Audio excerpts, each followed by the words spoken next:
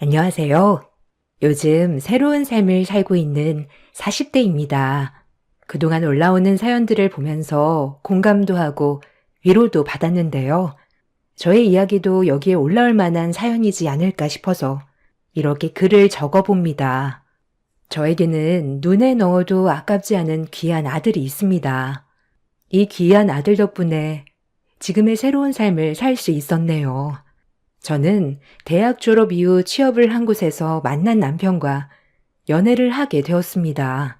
듬직하고 추진력도 강했던 남편은 조용하고 내성적이었던 저와는 다른 성격을 가지고 있어 매력을 느끼게 되었고, 남편 역시 차분하고 조용한 저의 성격을 마음에 들어 했습니다. 그렇게 2년의 연애를 하다가 결혼을 하게 되었습니다. 결혼을 하고 나서도 큰 트러블 없이 신혼을 보냈는데요. 결혼을 할 때도 양가 반대 한 번 없이 식을 올릴 수 있었고, 결혼식 이후에도 양가 트러블은 한 번도 없었습니다. 주변 지인들을 보면 시댁이며 친정이며 트러블이 종종 있어 스트레스를 받곤 했는데, 저는 그런 게 없어서 잘 결혼을 했구나 생각을 했었죠. 그렇게 결혼 4년이 지난 후 임신을 하게 되었습니다. 그동안 기다리던 임신이었기 때문에 남편과 저뿐만 아니라 양가 식구들 모두 행복해 했습니다.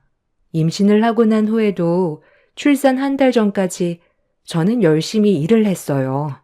아이가 태어나고 나면 3개월만 육아휴직을 받고 나서 다시 복직을 하려고 했죠. 모든 것이 평탄하게 흘러가는 듯 했습니다. 그렇게 출산을 하게 되었고 너무나 예쁜 아들을 얻게 되었습니다. 양가 모두 첫 손주였기 때문에 많은 사랑을 받았어요. 아이를 위한 지원뿐만 아니라 제가 편히 육아에 집중할 수 있도록 양가에서 모든 지원을 아끼지 않으셨어요. 이때까지만 해도 저는 행복한 엄마라 생각을 했습니다. 육아휴직이 거의 막바지에 다다를 즈음 남편과 시댁에서는 조심스럽게 직장을 그만두는 게 어떻냐고 이야기를 해왔습니다.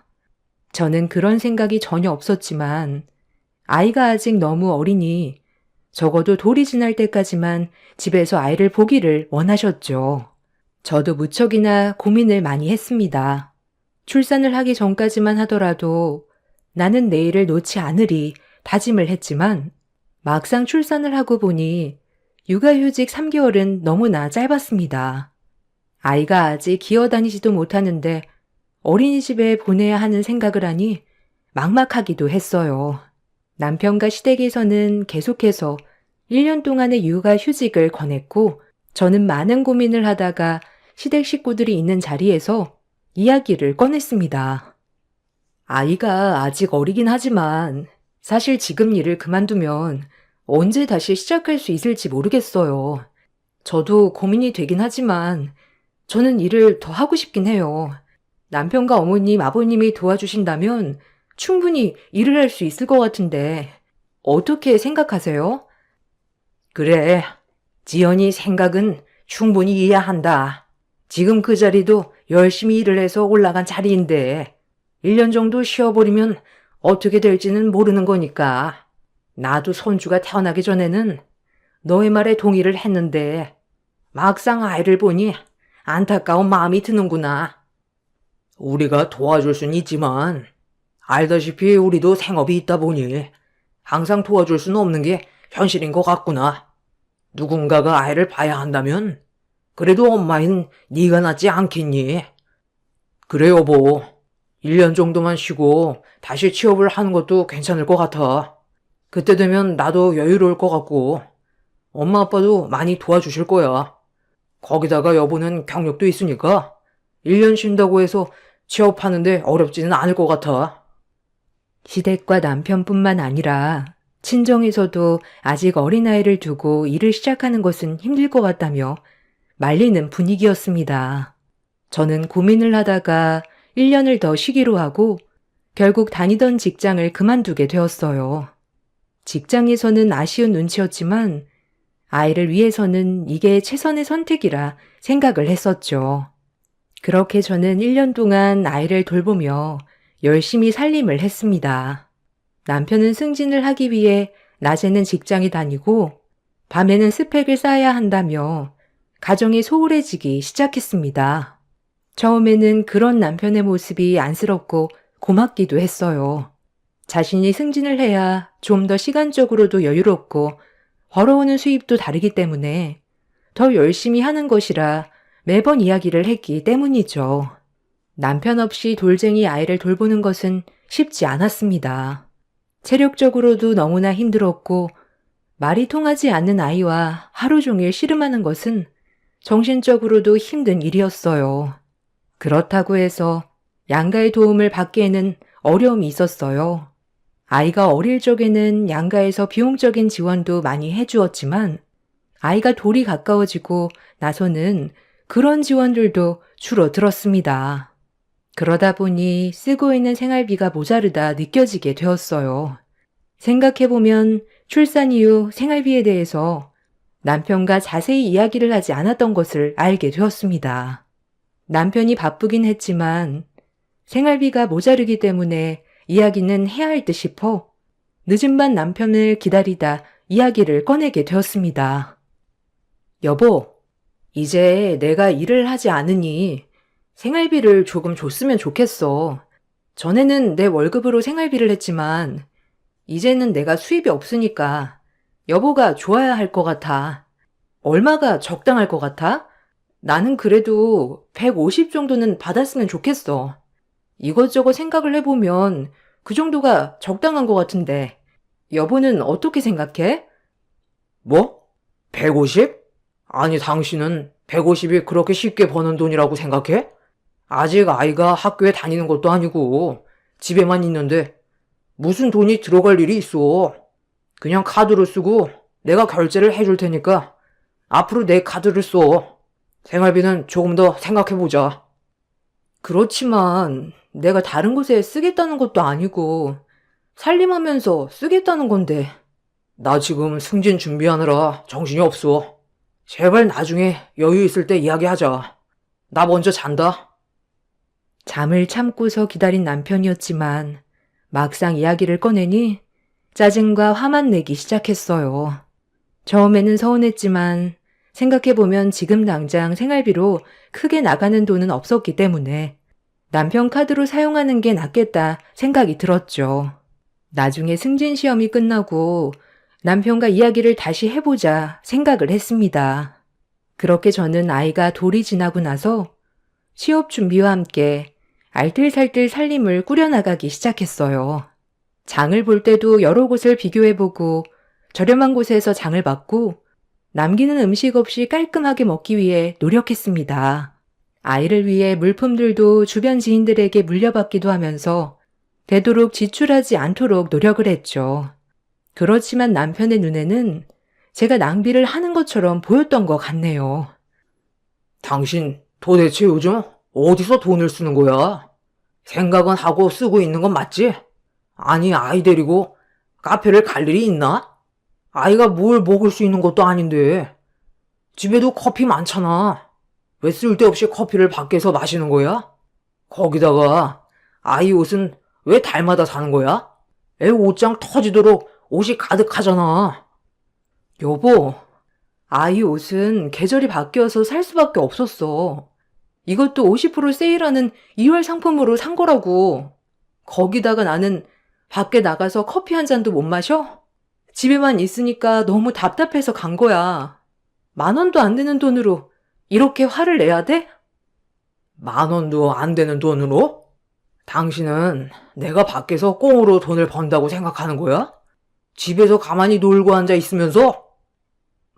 뭐라고? 무슨 그런 말을 해? 나 우리 승현이 보고 있잖아. 내가 집에서 놀고 있는 거야? 아, 미안하다, 미안해. 또 이런 얘기하면 발악을 하네. 어쨌든 돈 좀 아껴 써. 당신이 번 거 아니라고 막 쓰지 말고. 남편은 어느 순간부터 제가 사용하는 카드 내역 하나하나 다 따지기 시작했어요. 심지어 아이 옷을 살 때도 잔소리를 멈추지 않자 저는 점점 눈치가 보이기 시작했죠.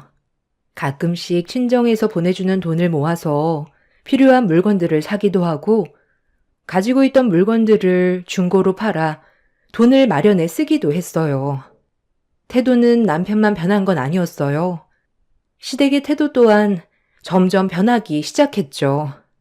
명절날이 되면 시댁에서는 외벌이로 남편이 고생한다며 시어머니가 항상 눈물을 흘리곤 했습니다. 그럴 때마다 저는 어떻게 해야 할지 난감했죠.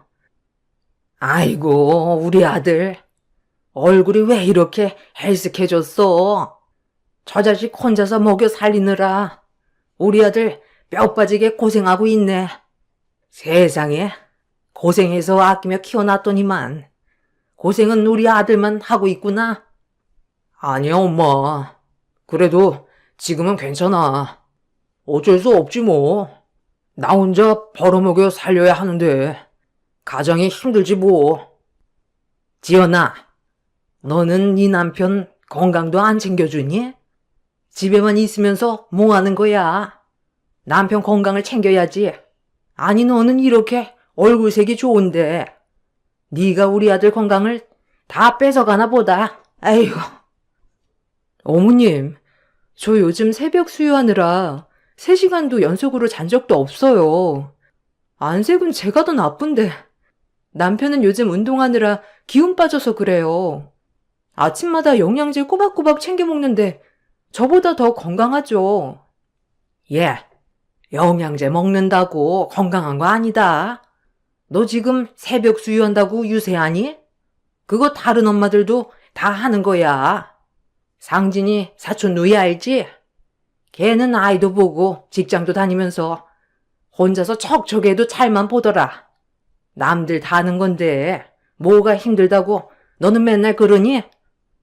그러니까 엄마, 얘는 내가 고생하는 거 하나도 생각 안 해. 역시 나 생각해주는 건 엄마밖에 없어. 시댁에 갈 때마다 시모와 남편은 짝짝꿍이 잘 맞아 얼토당토하지 않은 이야기를 쏟아 부었어요. 그때마다 저도 지지 않고 맞대응을 했지만 강하게 이야기를 하지는 못했었죠. 이런 상황에서 저는 다시 직장을 다녀야겠다 생각이 들었어요. 그래서 여러 곳에 이력서를 넣었습니다.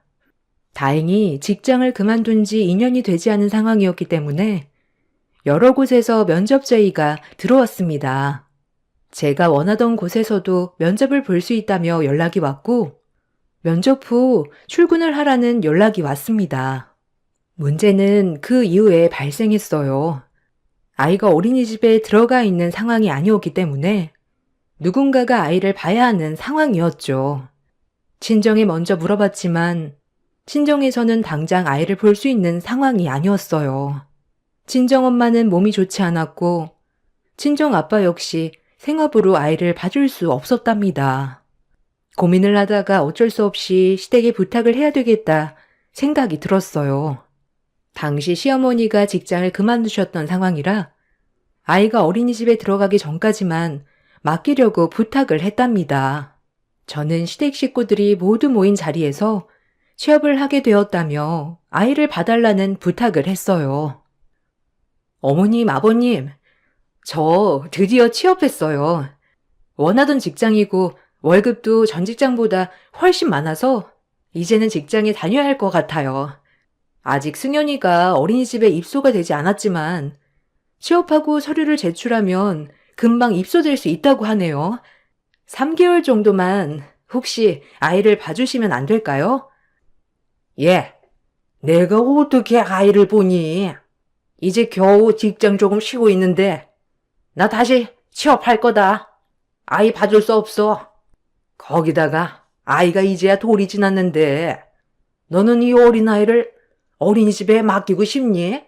적어도 3살까지는 엄마가 봐야 하는 거야. 너는 엄마가 된 게 그것도 몰라? 아니, 모성애가 없어도 이렇게 없을 수가 있니? 그래. 당신 어떻게 승현이를 어린이집에 맡길 생각을 해? 내가 밖에서 돈을 벌어오라고 했어?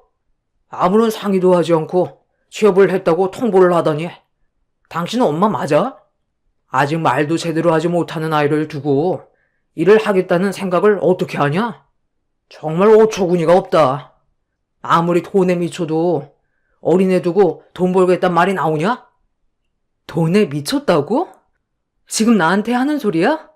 아니, 그러면 생활비를 줘.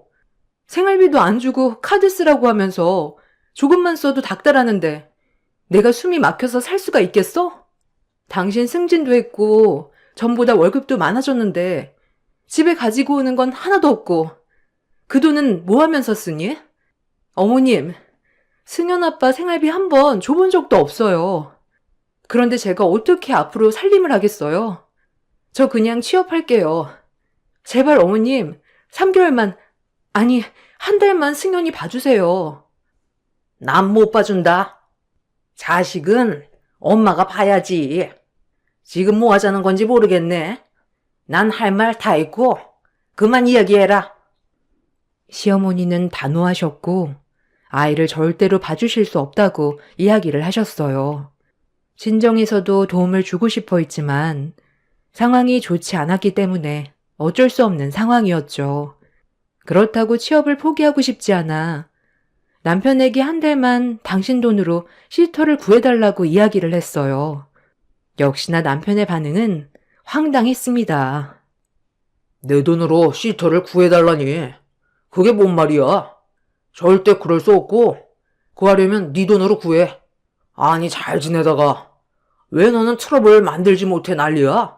아휴, 진짜 내가 생활비 줄 테니까 생활비랑 카드 쓰면서 당분간 그냥 지내. 취업 생각하지 말고. 이번이 정말 좋은 기회란 말이야. 지금 지나면 나 다시 취업하기 어려울지도 몰라. 승현이는 퇴근 후에 잘 볼게. 그러니 이번만 한 번만 도와줘. 아니, 왜 같은 말을 반복하게 해? 절대 안 되고, 정 취업하겠으면 당신이 알아서 시터를 구하던 친정의 승연이 맡기던 알아서 해결하고 취업해. 그리고 취업해도 당신은 살림 다 해야 하는 거 알지? 내가 취업하라고 한 것도 아닌데 맞벌이라고 하긴 좀 그렇지 않나? 남편은 정말 어처구니 없는 말만 했어요. 시댁과 남편의 태도가 완강했고 당장 도움을 받을 수 있는 방법이 없어 결국에는 취업은 포기할 수밖에 없었습니다. 다만 남편에게 말했던 생활비는 꼭 달라고 약속을 받았죠. 남편은 그날 이후부터 생활비를 주기 시작했어요. 고작 50만 원이긴 했지만 그래도 없는 것보다는 낫겠지 하는 마음으로 꼬박꼬박 생활비를 받았습니다. 중간중간 생활비를 올려줄 것을 요구했지만 남편은 집에만 있으면서 요구하는 게 많다며 화를 냈죠. 전 아이가 조금 더 크기만을 기다렸습니다. 그렇게 1년, 2년, 3년이 흐르고 아이가 어린이집에 들어가고 나서도 아이가 아프거나 방학을 하게 되면 결국 제가 봐야 하는 상황이 생겼습니다. 중간중간 아르바이트를 일을 하긴 했지만 아이를 봐줄 사람이 없으니 일을 오랫동안 하기는 어려웠어요. 그렇게 10년이라는 세월이 훌쩍 지나갔습니다. 아이가 초등학교 1, 2학년 때는 점심시간이 지나면 학교가 끝나서 일을 하기 어려웠지만 3학년이 되고 나서는 집 앞에 있는 학교 정도는 혼자서 등하교를 할 수 있더라고요. 긴 세월을 그나마 버티게 해준 것은 저희 아들 때문이었습니다. 답답한 집에서 숨통을 트여준 것도 저희 아들 승현이었어요.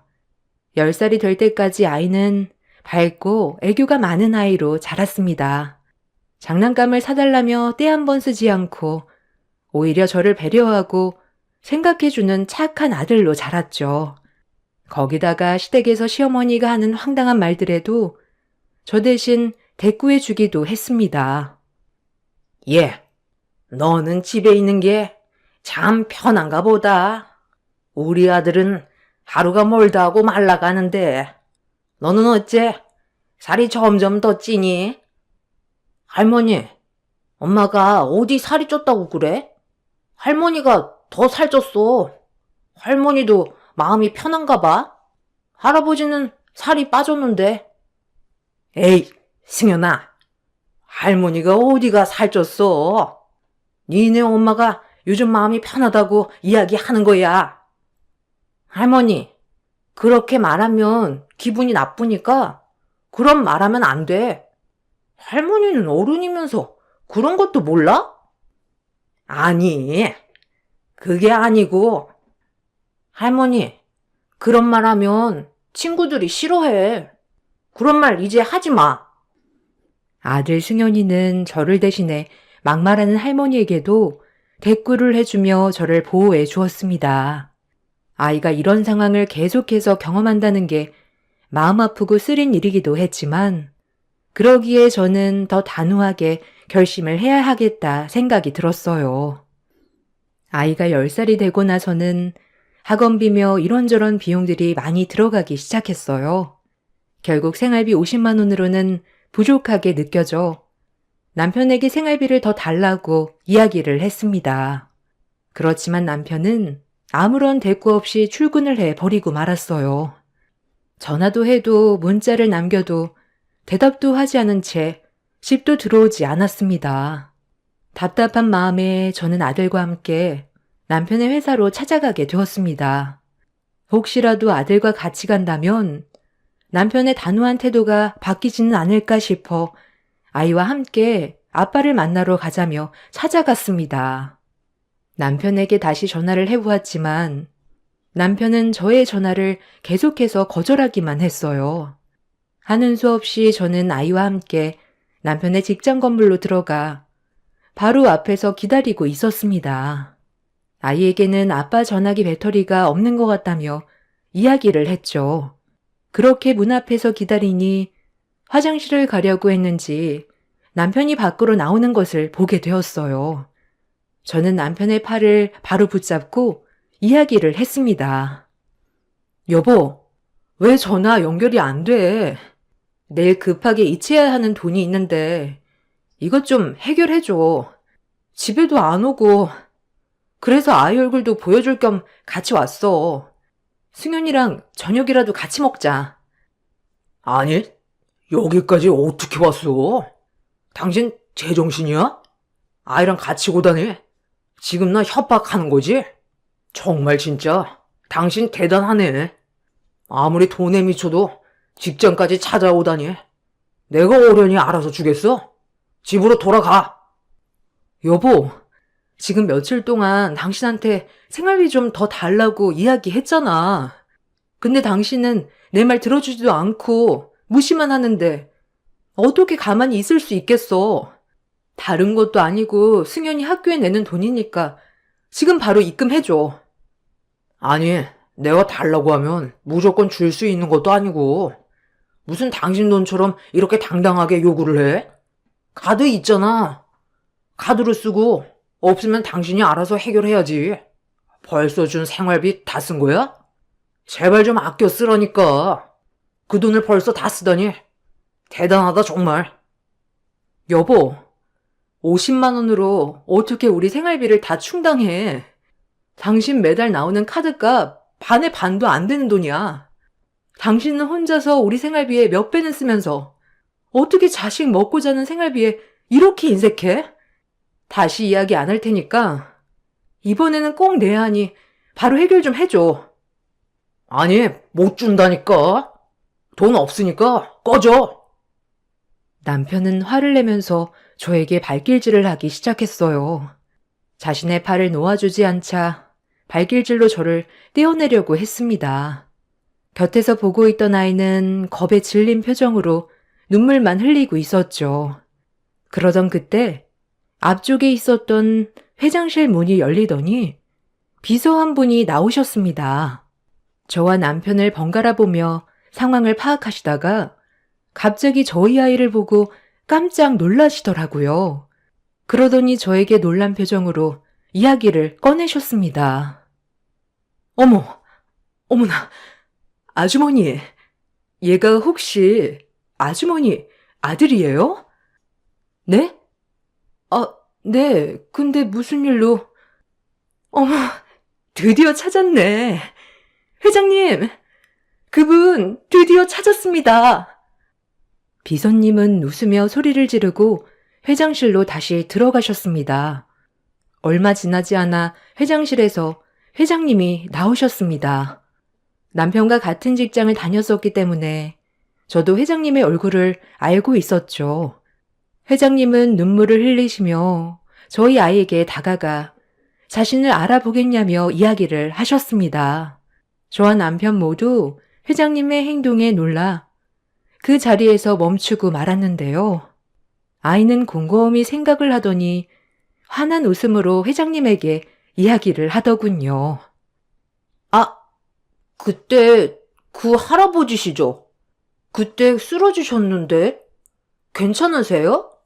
학교에 가야 해서 나중에는 저는 못 봤어요. 아, 그래. 네 덕분에 내가 지금 이렇게 살아있는 거야. 고맙다, 고마워.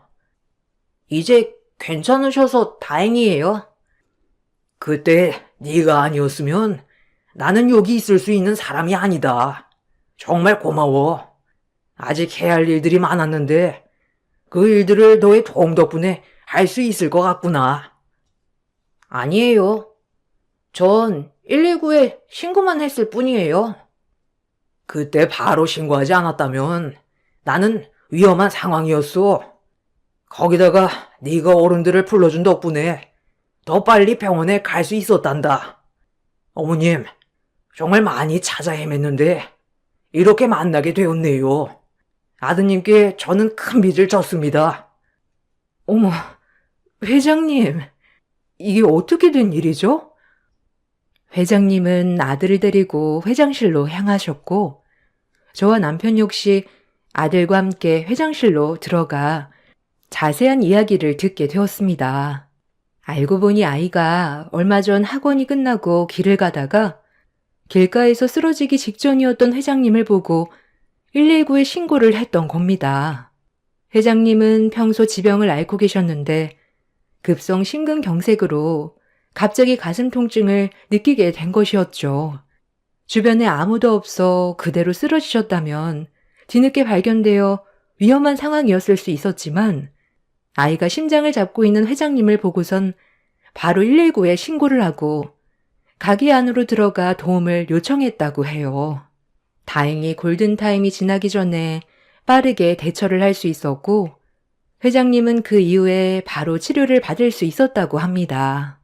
뒤늦게 신고를 한 저희 아이를 찾았지만 찾을 수가 없었다고 하셨어요. 그나마 CCTV를 통해서 아이의 얼굴만을 확인하게 되었고 주변 학교에 문의를 해보았지만 아이가 다니는 학원은 아이 학교와 먼 곳이었기 때문에 아이를 찾을 수 없었던 것이었죠. 그렇게 회장님은 계속해서 저희 아들을 찾고 계셨는데 딱 이날 마주치게 되었습니다. 승연이라고 했지? 너는 나의 생명의 은인이다. 주변에 아무도 없었는데 네가 잘 대처를 해준 덕분에 살 수 있었어. 어디 원하는 게 있으면 어떤 것이든 말해주렴. 내가 이 회사를 달라는 거 말고는 모든 걸 다 들어줄 수 있단다. 할아버지, 그러면 우리 엄마 행복하게 해주실 수 있어요? 어? 엄마를 행복하게? 아니, 어떻게 하면 엄마가 행복하실 것 같니? 엄마랑 저랑 같이 살 집이 있으면 좋을 것 같아요. 집이라고? 아, 그건 문제 없다. 여기서 지금 당장 입주할 수 있는 곳부터 알아봐요. 아, 아니다. 사택 비어있는 곳 있지 않나? 네, 회장님. 바로 알아보겠습니다. 아닙니다. 회장님, 그건 너무 가분하신 것 같아요. 승현아, 그건 너무 과도한 것 같아. 엄마, 이제 우리 둘이서만 살면 안 돼? 난 아빠랑 같이 안 살아도 좋아. 엄마가 행복했으면 좋겠어. 승현이 너 무슨 말이야? 아빠랑 안 살겠다니?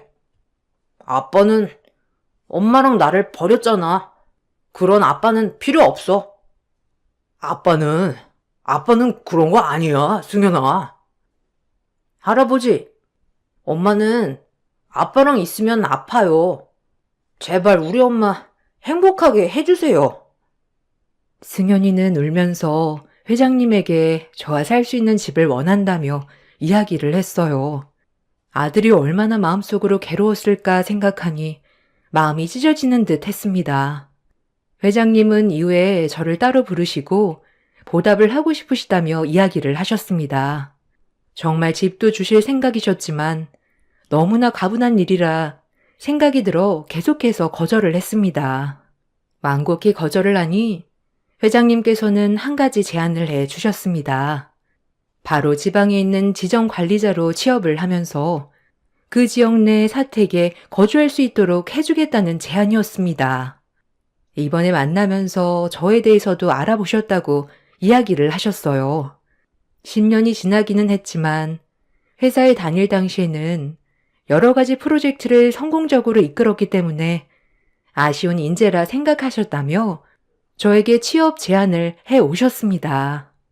저는 아들과의 대화를 끝으로 남편과의 관계를 마무리하기로 결심했어요. 더 이상 남편과 지내는 것은 저뿐만 아니라 아들에게도 못할 짓이라는 걸 알게 되었습니다. 아들, 엄마는 승현이가 행복해야 엄마도 행복해. 알지? 엄마가 아빠 때문에 힘든 거 다 알고 있어. 나는 괜찮아. 아빠가 없어도 엄마만 있어도 괜찮아. 엄마, 우리 다른 곳에 가서 둘이서 살자. 그래도 나는 괜찮을 것 같아.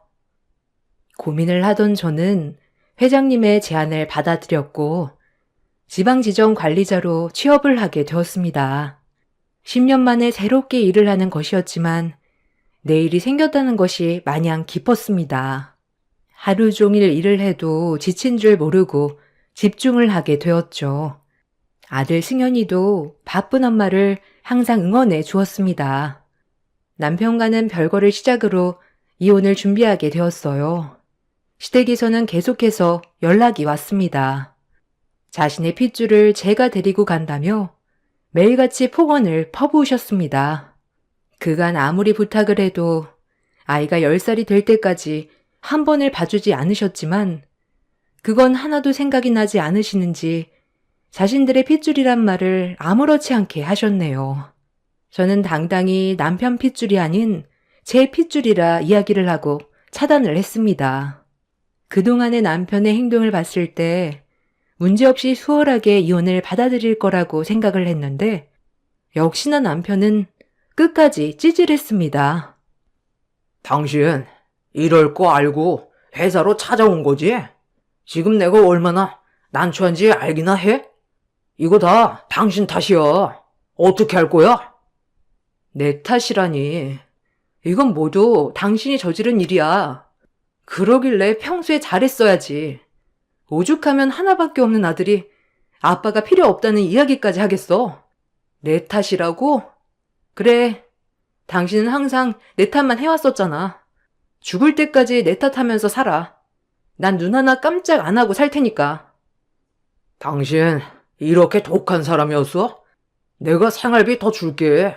더 줄 테니까 이러지 말자. 생활비? 고작 몇 푼 더 주고 살자고? 나 더 이상은 못해. 우리 승현이 때문에 참아왔지만 승현이가 못 참겠다는데 나도 더 이상 참을 필요는 없을 것 같네. 끝내자, 제발. 끝내? 뭘 끝내? 나는 생활비 달라는 거 줬고 열심히 일한 죄밖에 없어. 외벌이로 나 혼자 뼈 빠지게 돈 벌었는데 왜 당신만 억울한 척해? 이 가정은 나 때문에 유지된 거지. 당신이 한 게 뭐가 있어? 그래, 역시 당신은 끝까지 이기적이네. 어디 한번 끝까지 버텨봐. 이혼을 결사반대하는 남편 때문에 저는 더 철저하게 자료를 준비했습니다.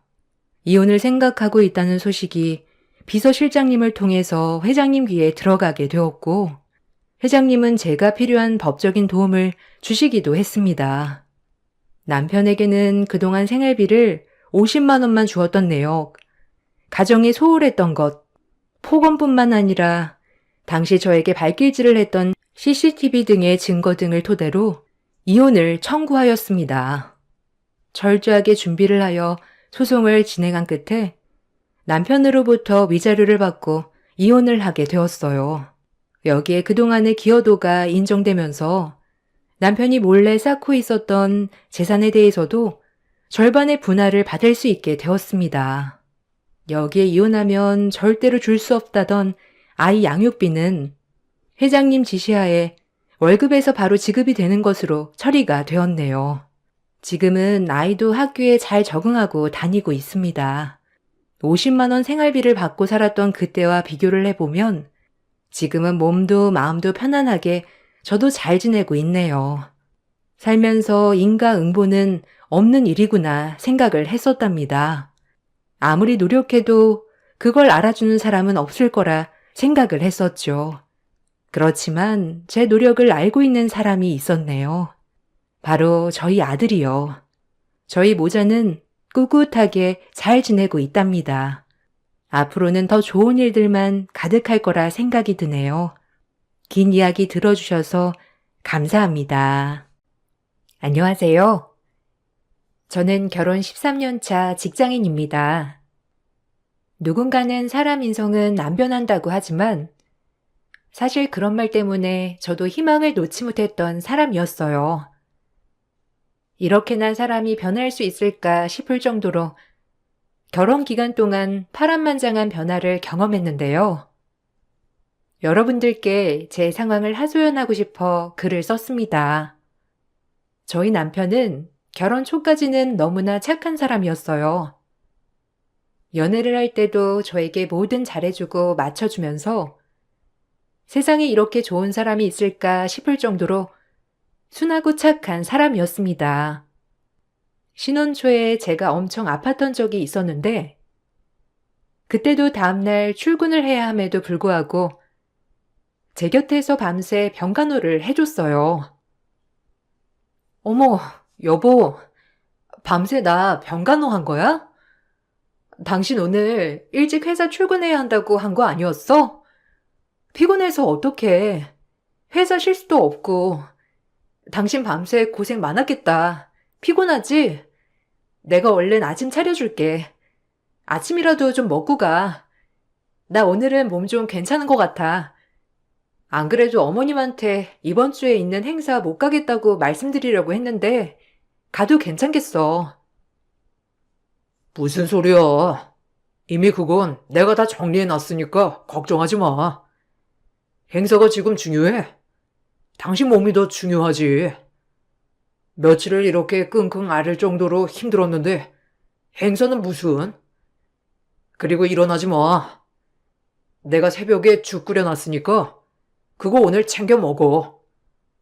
맘 같아서는 회사도 쉬고 당신 곁에서 봐주고 싶은데 회사를 쉴 수가 없어서 걱정이다. 내 걱정은 하지 말고 당신 몸 챙겨. 알겠지? 그리고 점심에 같이 밥 먹자.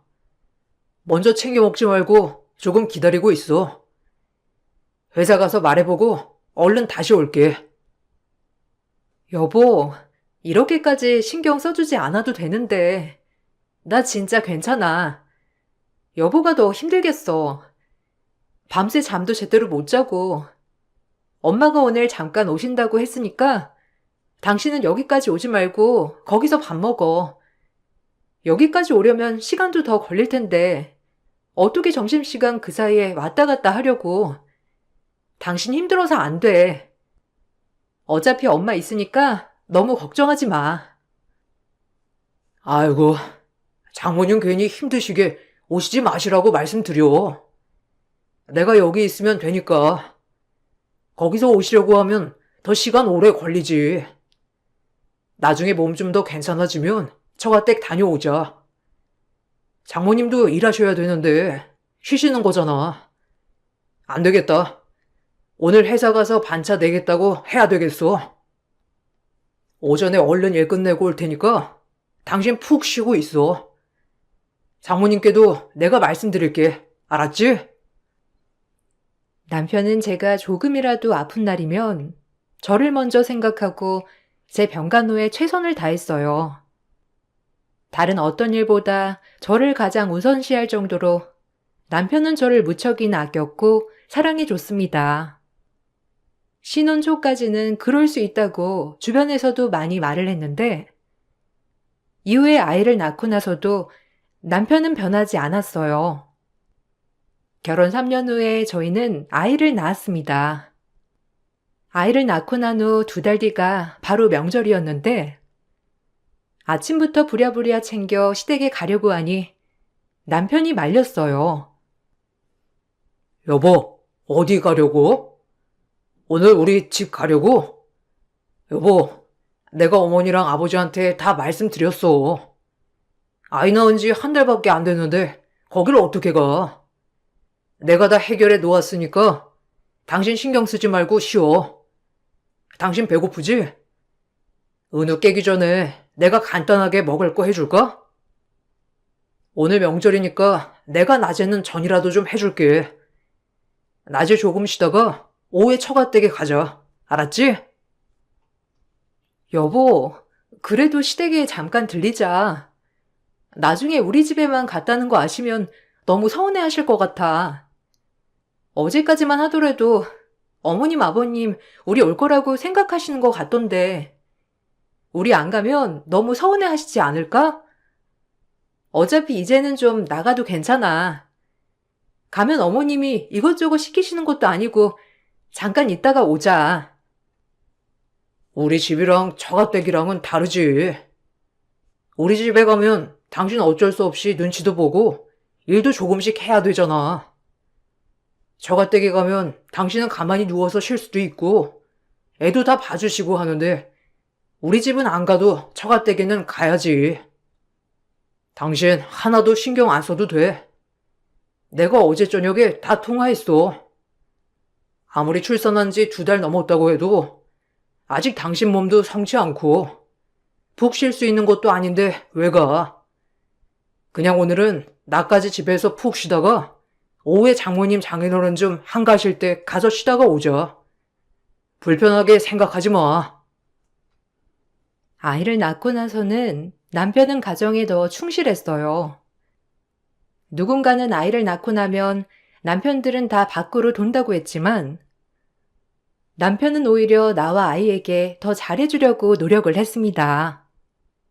지금에서야 생각을 해보면 남편이 저에게 그렇게 잘해준 이유가 있었던 것 같아요.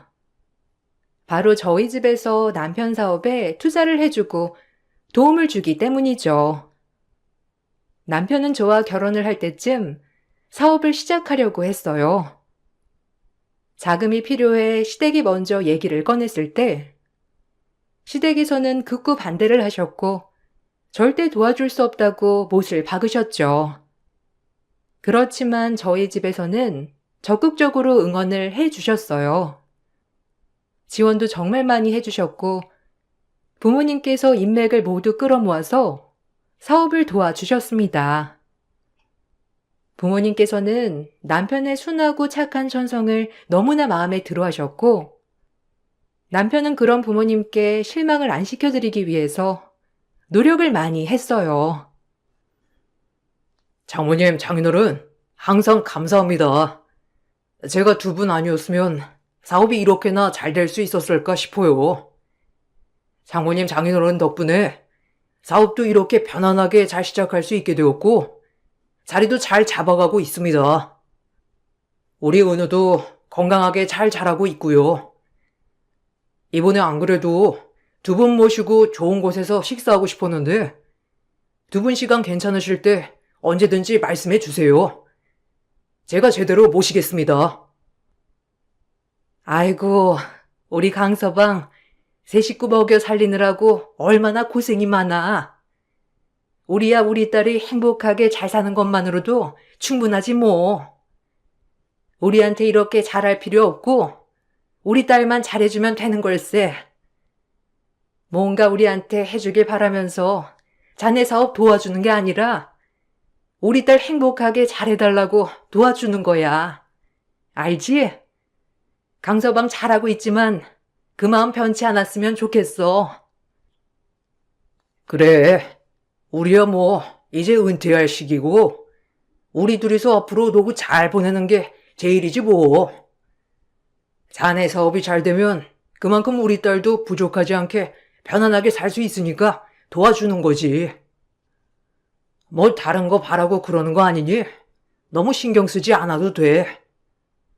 안 그래도 자네 사업 때문에 이래저래 할 말도 있었는데 조만간 자리 한번 만들어 보게나. 아는 지인이 자네가 하는 사업 알아보고 있더라고. 거래 한번 트면 좋을 것 같아서 내가 소개 좀 시켜주려고. 아, 감사합니다, 아버님, 어머님. 솔직히 저희 부모님도 제 사업 지금까지도 못마땅해 하시는데 장모님 장인어른 덕분에 제가 더 기펴고 열심히 사업 시작하고 있는 것 같아요. 다른 건 몰라도 제가 정말 아들이 될게요. 어머님, 아버님 아들로서 더 잘 살게요. 남편은 친정 부모님뿐만 아니라 저에게도 정말 잘해 주었어요. 아이를 낳고 나서 몇 년 동안은 사업 자리를 잡느라고 정말 정신없이 지냈지만 그 와중에도 저희 집을 챙기는 일은 소홀히 하지 않았습니다. 주변에서도 이런 남편을 만난 게 복이라고도 많이 얘기를 했죠. 남편이 잘하는 만큼 친정 부모님께서는 사업이 잘 자리를 잡고 커갈 수 있도록 옆에서 정말 많이 도와주셨어요. 거래처를 연결해 주시기도 했고, 남편이 어려움을 겪고 있을 때는 얼른 이겨낼 수 있도록 도움을 주시기도 했습니다. 수년을 꼬박 노력하면서 자리를 잡으려고 한 끝에 드디어 사업은 점점 피기 시작했어요. 매달 벌어들이는 수입도 점점 달라졌는데 달라진 것은 수입뿐만이 아니었습니다.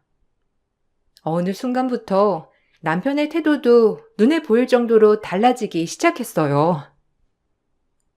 여보, 오늘 바빠? 안 그래도 아빠가 전화 왔었는데 당신 며칠 동안 연락이 안 된다고 하시더라고.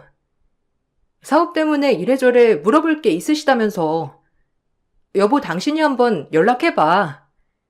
저번에 당신이랑 연결해준 거래처에서 아빠한테 뭐라고 전화를 하셨던 모양이야. 당신이랑 연락해서 해결하려고 하셨다는데 그래도 아빠가 걱정되셨는지 연락했는데 당신이 안 받았대. 전화 못 받았어? 아, 그거? 아, 그 거래처 내가 거래하기 싫다고 하니까 장인어른은 참. 아, 그거 내가 알아서 한다고 말씀드려. 장인어른은 왜 자꾸 사업에 관여하시는지 모르겠네.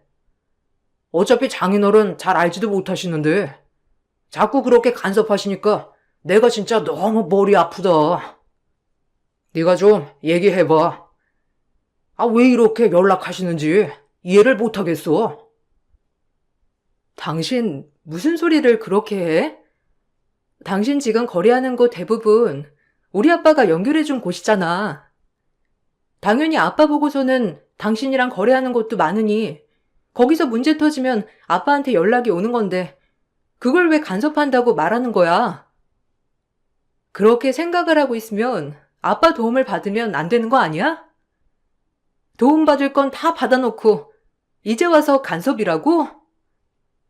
아니, 좀 그렇잖아. 무슨 일만 터지면 그냥 사이랑 해결 보라고 하면 될걸. 왜 자꾸 나한테 이래라 저래라 하시는지 모르겠다니까. 내가 사업을 하고 있는 건데 왜 하나부터 열까지 장인어른이 다 간섭을 하시는 거냐고. 이거 진짜 스트레스야. 장인어른이 도와주신 것도 맞지만 솔직히 사업 이렇게 키운 건 온전히 내가 잘해서 그런 건데 당신이야말로 무슨 말을 하는 거야? 남편은 친정 부모님께서 도와주신 건 맞지만 결국 사업이 크게 된 것은 본인 덕이라고 말을 했어요. 처음에는 저도 친정 부모님께서 간섭을 많이 하시는가 보다 생각이 들어 중재를 하려고 했는데 부모님 말을 들어보니 남편에게 간섭하는 건 하나도 없더라고요. 다만 사업체와 연결된 거래처들 중에서 대부분이 부모님을 알고 계시는 분들이다 보니 문제가 생겼는데 이걸 제대로 해결을 하지 않으면 결국 부모님께 연락이 오니 어쩔 수 없이 부모님이 연락을 하셨던 것인데 그것마저도 남편은 불편해했어요. 남편뿐만 아니라 시댁에서도 점점 시집살이를 하기 시작했습니다. 하루는 직장에서 일을 하고 있는 저에게 연락을 하셔서는 당장 시댁으로 오라며 화를 내셨어요. 저는 영문을 몰라 일찍 일을 정리하고 시댁으로 향했는데 집이 엉망진창이 되어 있더라고요. 어머님, 저 왔어요. 근데 이게 다 뭐예요?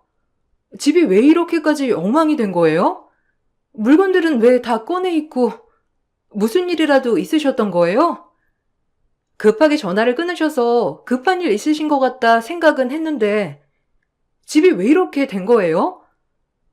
TV랑 세탁기랑 이런 건 왜 다 밖에 버려져 있고 어머님, 이사라도 가시려고요? 거기 우두커니 서 있으면 저절로 정리된다니? 그렇게 서 있지 말고 얼른 정리해서 밖에 싹 다 내다 버려. 너는 며느리가 된 게 시댁 일에 관심이나 있는 거니? 오죽 네가 아무것도 안 하면 아들이 나서서 집까지 신경 쓰게 하니?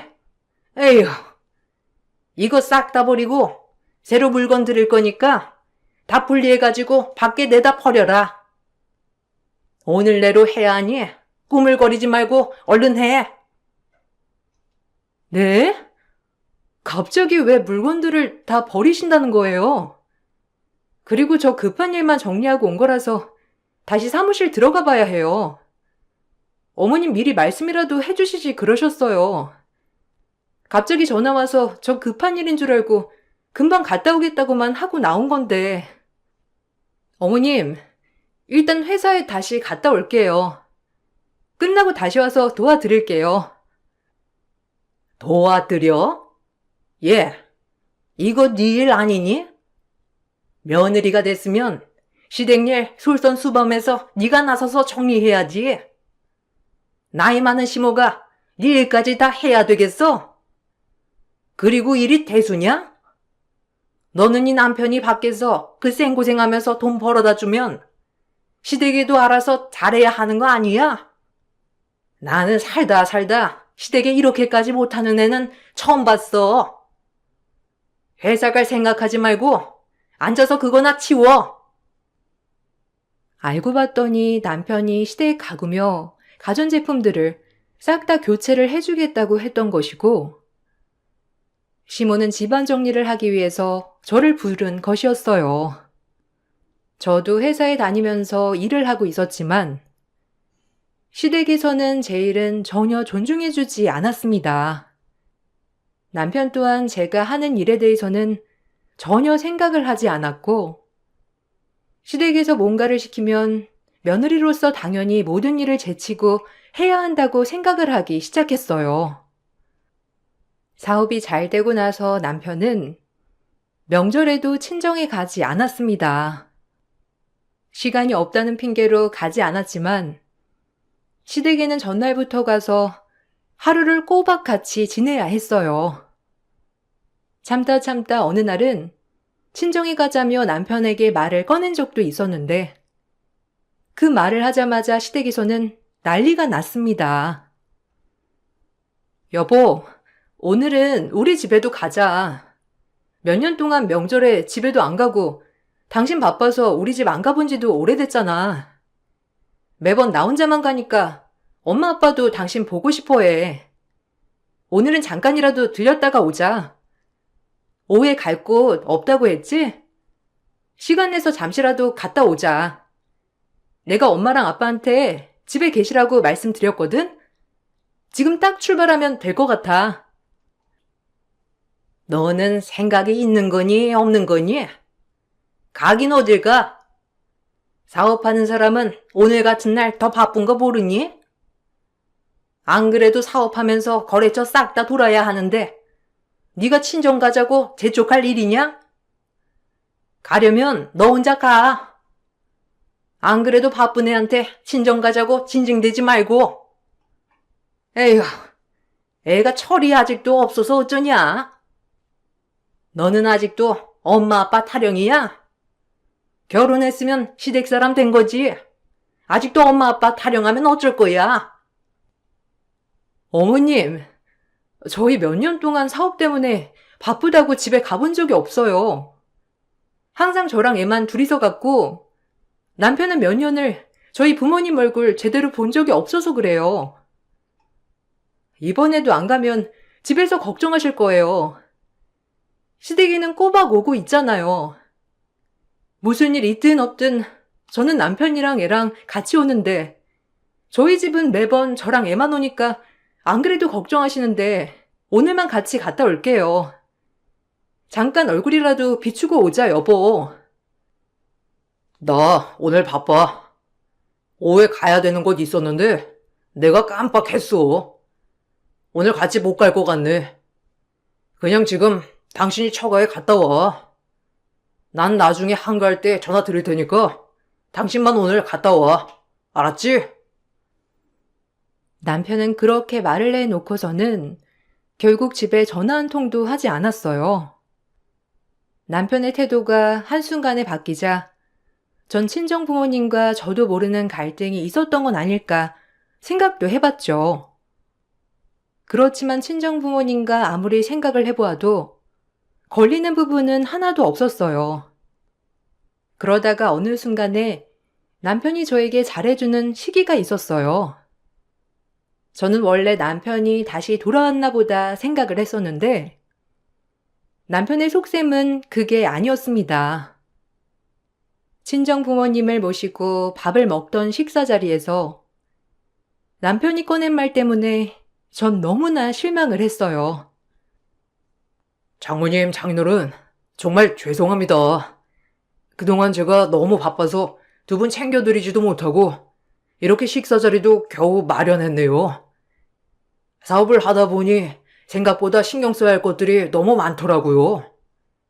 거래처도 많이 늘어나고 그래서 제가 직접 챙기려고 하니까 더 시간이 없네요. 안 그래도 두 분께 식사 대접 꼭 하고 싶었는데 어떻게 입맛에는 좀 맞으세요?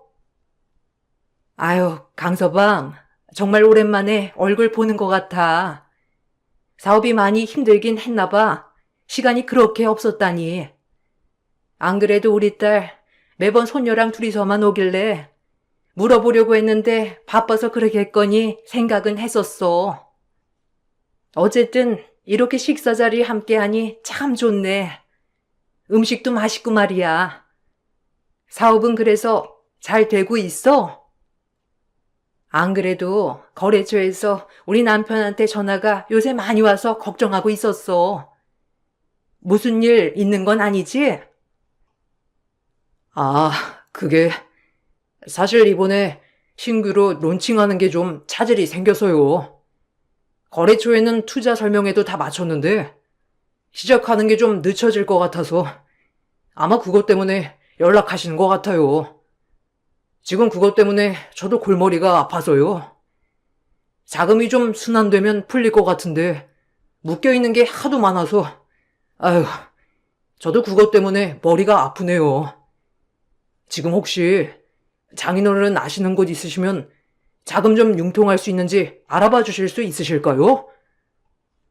아휴, 오랜만에 식사 자리인데 이렇게 사업 얘기를 꺼내는 것도 참... 아닙니다. 그냥 오늘은 식사하시죠. 제가 알아서 잘 풀어보겠습니다. 아니네. 뭐 고민이 많으니까 오랜만에 식사하는 자리에서도 어렵게 말 꺼낸 거 아닌가. 안 그래도 전화 받아서 상황은 어느 정도 알고는 있어. 자네가 직접 얘기를 꺼내는 게 아니라서 사실이 아니라고 생각했었던 건데 요즘 좀 힘들긴 하는가 보구먼. 일단 알았네. 오늘은 식사를 먼저 하고 내가 따로 알아볼 테니 너무 걱정하지 마. 역시 장인어른 감사합니다. 제가 이래서 장인어른 장모님을 존경합니다. 안 그래도 마음이 답답했는데 두 분 만나고 나면 제가 딱 해결이 될 것 같다 싶었거든요. 오늘은 즐겁게 식사하시고 자세한 내용은 나중에 제가 또 찾아뵙고 말씀드릴게요. 정말 감사합니다. 사업적으로 어려운 일이 생길 때면 남편은 저에게 잘해주면서 부모님과 식사 자리를 마련했고 사업이 힘들다는 얘기를 은근히 꺼내기 시작했어요. 처음에는 그럴 수 있지라고 생각했었는데 점점 남편은 사업이 힘들 때를 제외하고는 저에게 잘해주지 않았고 부모님과 식사 자리도 마련하지 않았습니다. 결국에는 사업 도움을 받기 위해서만 만난다는 걸 알고서는 그럴 때마다 남편에게 큰 실망을 하게 되었어요. 부모님께서는 남편의 행동은 어느 정도 눈치를 채면서도 결국 저를 위해서 이리저리 알아봐 주시기도 했고 결국 사업의 위기에서 도움을 많이 주셨습니다. 어느 정도 위기를 벗어나고 나서는 남편은 다시 저와 친정 부모님을 모른 척하기 시작했습니다. 실망감이 점점 쌓여가고 있을 때쯤 남편이 시동생이며 사촌들까지 사업장의 높은 직급으로 넣어두고 엉망진창으로 사업을 운영하고 있다는 것을 알게 되었어요. 남편에게 문제를 지적하자 남편은 심한 말을 했죠. 당신 사업장 어떻게 운영을 하고 있길래 다른 직원들이 날 보자마자 뭐라고 하소연만 해. 시동생이며 사촌들까지 다 사업장에 그냥 넣어둔 거야? 들어보니까 다른 직원들 괴롭히고 제대로 일은 안 하고 월급은 자기들보다 훨씬 더 많이 받아간다면서 다들 뭐라고 하던데. 당신 이러다가 사업 잘못되면 어쩌려고 이러는 거야? 아무리 그래도 제대로 된 사람을 고용하거나 그래야 하는 거 아니야? 넌 무슨 말을 그딴 식으로 하냐? 그럼 우리 동생들이 제대로 된 사람이 아니라는 거야? 진짜 어처구니가 없다. 원래 이렇게 가족끼리 하나씩 주고 하는 거지. 뭐가 그렇게 불만인데? 불만 있는 직원 있으면 그냥 그만두라고 해. 걔네 말고도 일할 사람은 널리고 널렸으니까. 넌 꼭 네 아빠처럼 그따위로 사업에 관여해야 되겠냐? 네가 잘 알겠냐? 내가 잘 알겠냐? 뭐? 어떻게 그런 식으로 말을 해? 내가 다른 것 때문에 그래? 당신 사업 걱정하는 거잖아. 지금이라도 제대로 일이라도 하라고 좀 해. 당신이 아무것도 관리 안 하니까 사업장이 엉망진창으로 운영되는 거 아니야? 아무리 그래도 일은 제대로 하라고 해야지. 당신 사업장 돈은 돈대로 나가면서 제대로 일하는 직원들은 대우도 안 해주고 그러면 진짜 큰일 나는 거야. 야, 그렇게 잘났으면 네가 가서 사업장 운영해. 하지도 못할 거면서 말만 그렇게 하지 말고. 너처럼 말만 하는 건 누구나 다 하는 거야. 근데 관리하는 게 네 말대로 그렇게 쉬운 줄 알아? 잘해주면 잘해준 대로 또 불만 생기고 걔네들은 똑같아. 지금이랑 달라진다고 해서 뭐 걔네가 더 열심히 일할 것 같아? 차라리 가족들 넣어두는 게 낫지. 내가 하는 일에 간섭하지 말고 너는 네 할 일이나 잘해. 남편은 직원들의 불만사항도 전혀 들어주지 않았고 자기 가족들만 챙기느라 바빴어요. 사촌들이며 시동생까지 회사에 넣어두고는 탱자탱자 놀기만 하는데 그것에 대해서는 전혀 지적하거나 바꾸려고도 하지 않았어요. 결국에는 전부터 알고 있었던 좋은 직원들이 그만두며 저에게 상황을 털어놓았고 그제야 저는 사업장이 어떻게 운영되고 있는지를 알게 되었습니다. 남편에게 이 사실을 말을 해보아도 남편은 전혀 바꾸고자 하는 의지를 보이지 않았어요. 오히려 어떻게든 사업장을 크게 키우려고만 했을 뿐이었습니다. 남편은 심지어 아이에게도 관심이 별로 없었어요.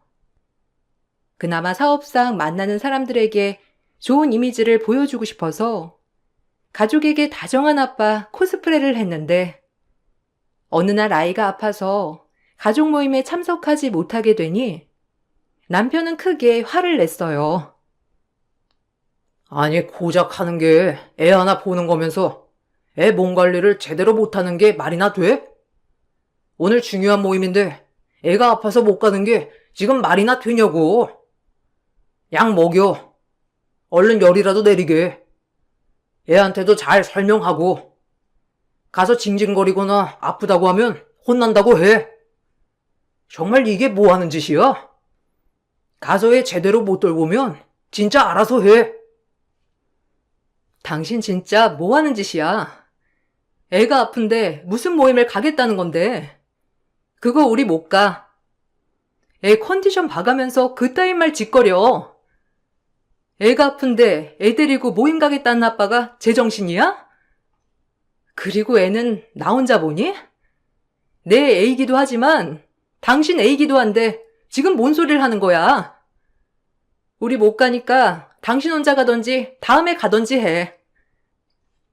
아이씨, 말이 안 통하네. 지금 중요한 모임이라고 내가 아까 말했잖아. 그쪽에서도 우리 애랑 동갑자리에 같이 나오는데 같이 가서 좋은 모습 보여주면 사업에도 좋다니까 그러네. 헛소리 하지 말고 애 약부터 먹이고 열부터 떨어지게 해. 내가 뭐 가서 일을 하라고 했냐? 뭘 하라고 했냐? 그냥 밥이나 한 끼 먹고 오자는 거잖아. 그게 우리 좋다고 하는 거야? 당신 그 욕심 때문에 그러는 거잖아. 아니야? 어떻게 애가 아픈데 그런 모임에 가야 한다고 말을 할 수가 있어?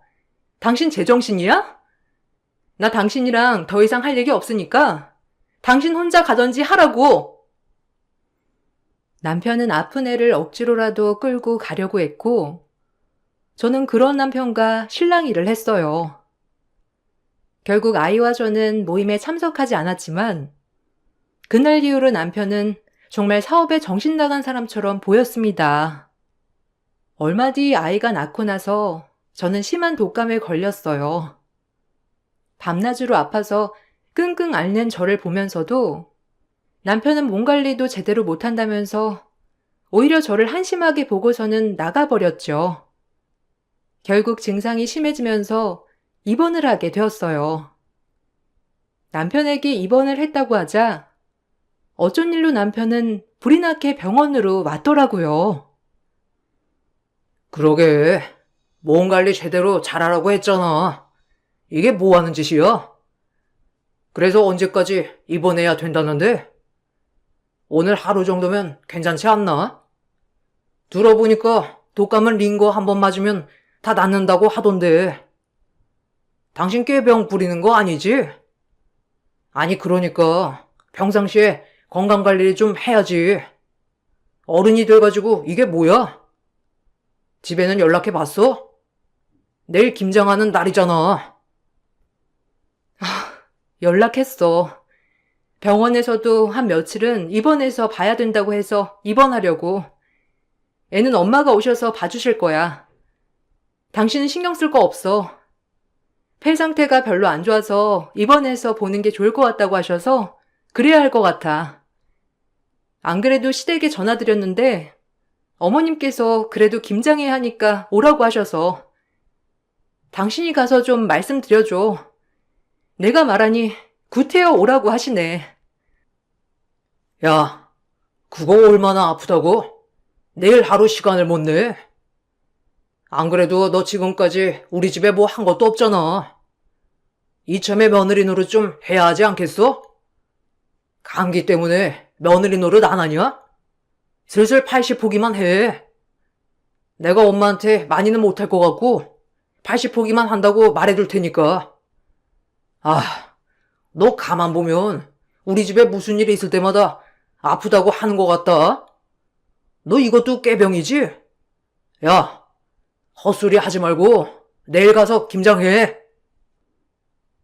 남편은 몸도 제대로 못 가누는 저의 꼴을 보고서도 다음날 김장을 하러 가라면서 말을 했어요. 그때 절 간호해 주려고 오셨던 엄마가 그 말을 듣고선 바로 들어와 남편의 뺨을 내리쳤습니다. 남편은 처음 엄마를 보고서는 깜짝 놀라 했지만 이내 화난 얼굴로 엄마에게 소리를 쳤죠. 장모님, 이게 도대체 뭐 하는 짓입니까? 제가 뭘 했다고 뺨을 날리세요? 아무리 장모님이라도 이건 아닙니다. 가족이라도 친곡감이라고요. 안 그래도 제가 지금까지 꾹꾹 참아왔는데 도저히 안 되겠네요. 장모님이 이렇게 오냐오냐 하면서 키우니까 저 사람이 저희 집에 아무것도 안 하는 겁니다. 이렇게 감싸들면서 키우시니 며느리가 되어서는 며느리 도리도 하나도 안 하고 있잖아요. 자네 지금 말 다 했나? 지금까지 우리 딸 이따위 취급을 하고서는 우리한테는 알랑방귀를 꼈어? 내가 지금 이거 가만 놔둘 것 같아? 우리가 지금까지 누누이 말했지? 다른 건 몰라도 우리 딸 행복하게만 해주라고. 그렇게 말했던 거 자네 어디로 들은 거야? 우리 딸 이렇게 만든 것도 다 네 탓이야. 내가 가만히 안 둘 거야. 아, 진짜 장모님이야말로 제가 가만히 둘 것 같아요? 지금 제밥 날리신 거 신고할 겁니다. 이거 신고하면 장모님 처벌 받으신다고요? 아세요? 그거 아시고서는 저한테 막말하시는 거예요? 장모님 뭘 어떻게 하실 건데요? 가만 안 두시면 뭘 어떻게 하실 거냐고요? 고작 조금 도와주신 거 가지고 지금까지 그러시는 것 같은데 지금 실수하신 겁니다. 그래, 그 얼마나가 어느 정도인지 내가 똑똑히 보여줄 테니까 각오해. 신고하려거든 하고 싶은 대로 마음대로 하던지. 근데 뒷감당 네가 다 할 수 있을 것 같니? 우리 딸 이 꼴로 만든 거 뼈저리게 후회하게 만들어줄 테니까 각오하라고. 남편의 태도를 보고서는 엄마는 그간 제가 어떤 취급을 받고 있었는지를 알게 되셨고, 그 후로 엄마와 아빠는 제 이혼을 적극 도와주셨습니다. 변호사를 선임하셔서 이혼 준비와 함께 사업에 투자했던 투자금을 회수하기 위해 모든 준비를 하셨어요. 안 그래도 남편의 태도가 변하기 시작하면서 엄마와 아빠는 여러 가지 준비를 해두셨다고 하시더라고요. 투자금에 대해서 서류도 다 작성을 해두셨던 것이었습니다. 그동안 아빠는 남편에게 투자도 하셨지만 투자자들 소개도 많이 해주셨어요. 남편의 거래처 중에서는 아빠의 소개로 연결된 곳들이 많았습니다. 남편은 자기 능력으로 거래를 뚫게 된 것이라고 생각했지만 사실상 아빠의 인맥으로 맺어진 거래들이 대부분이었죠.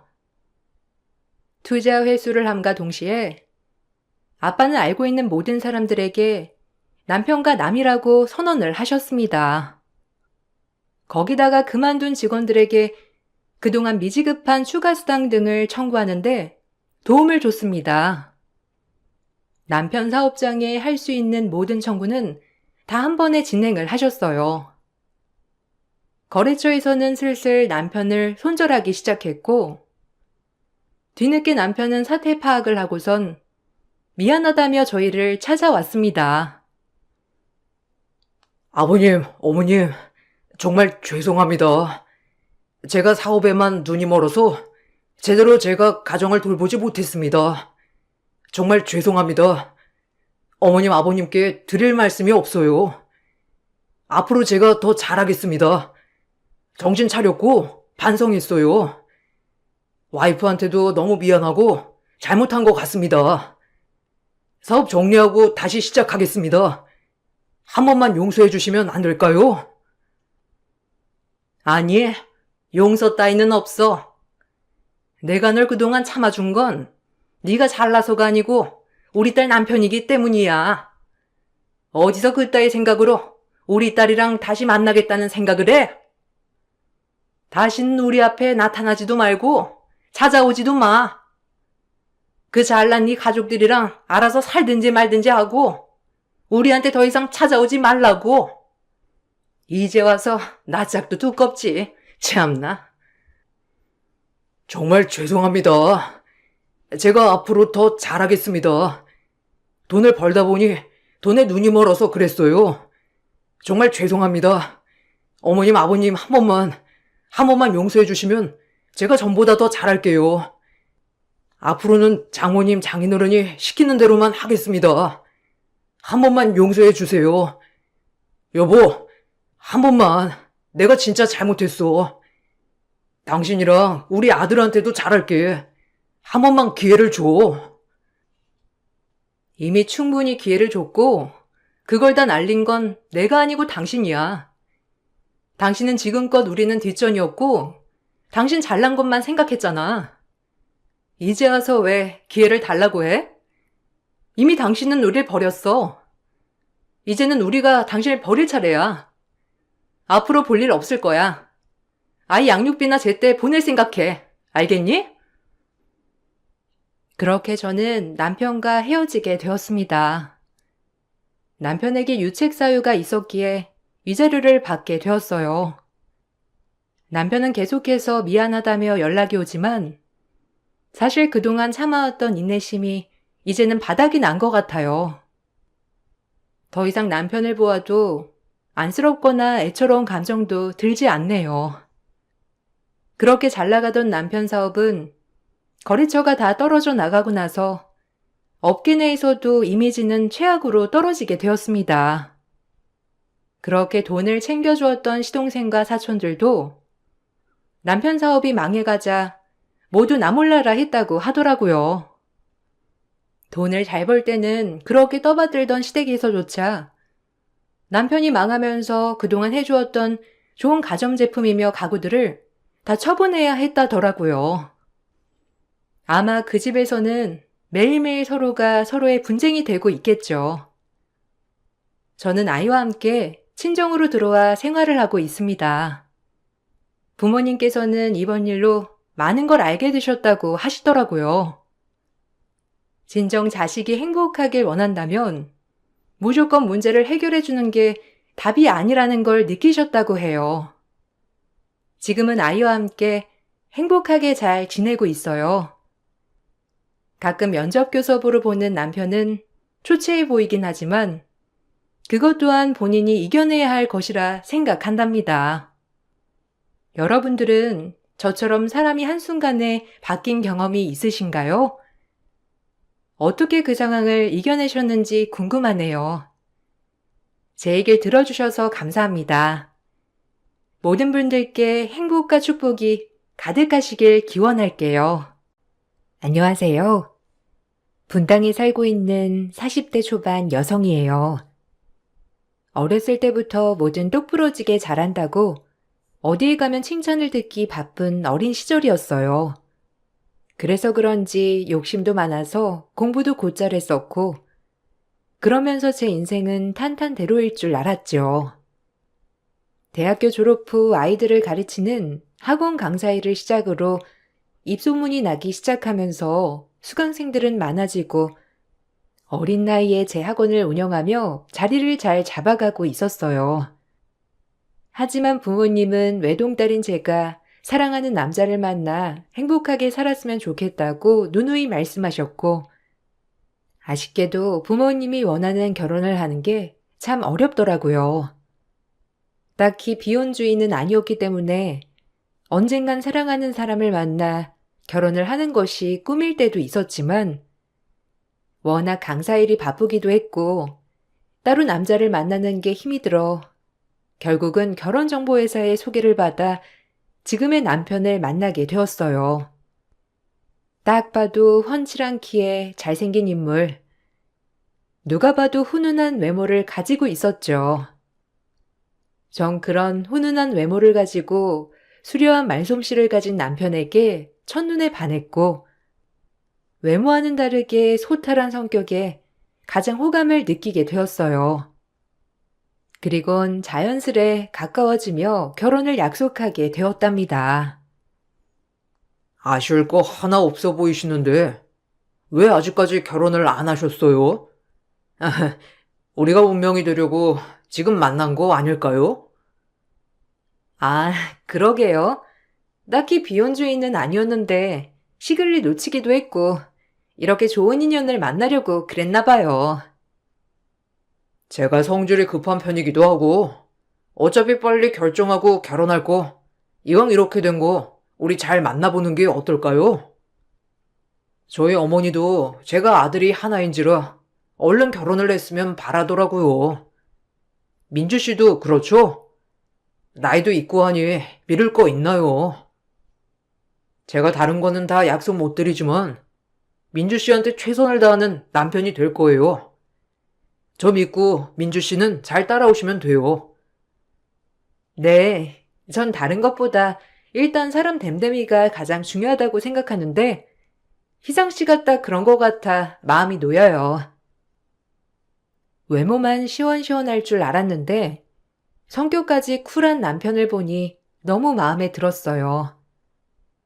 그렇게 저희는 얼마 되지 않아 결혼을 약속하게 되었고 나이도 나이인지라 결혼식도 일사천리로 진행이 되었죠. 남편은 중소기업의 대리 직급을 가지고 있는 평범한 남성이었어요. 외동아들의 홀어머니 한 분만 모시고 살았는데 경제력은 저에게 중요하지 않았답니다. 그저 마음이 따뜻하고 남에게 공손한 태도를 지닐 줄 알면 된다고 생각했기 때문에 애초에 남편의 재력은 그다지 크게 신경 쓰지 않았어요.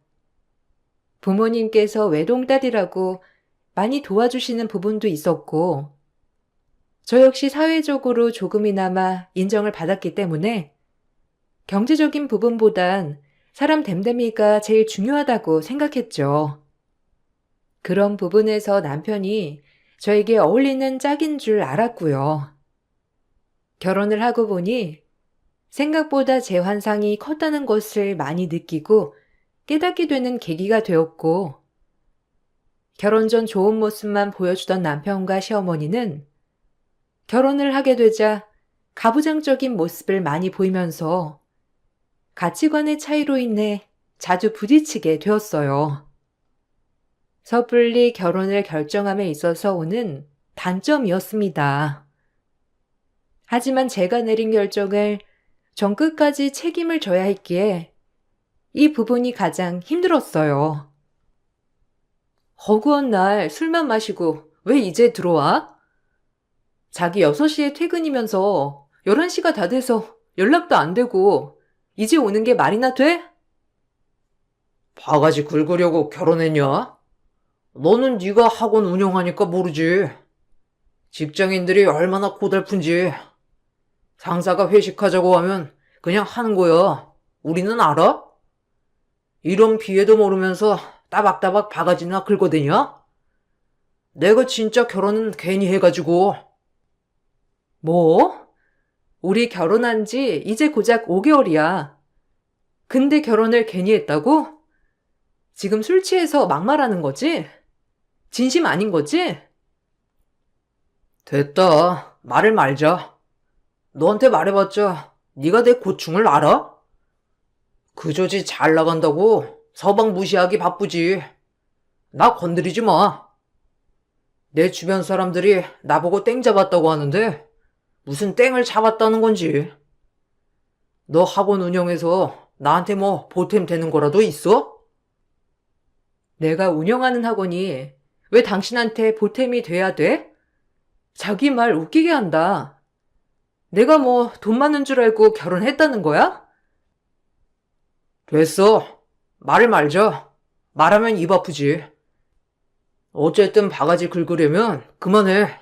진짜 피곤하다. 너랑 이러쿵저러쿵 할 기분도 아니고. 어떻게 사람이 이렇게 변해? 그전에 나한테 보여줬던 행동들이랑 이런 게 너무 달라서 어디에 장단을 맞출지 모르겠다.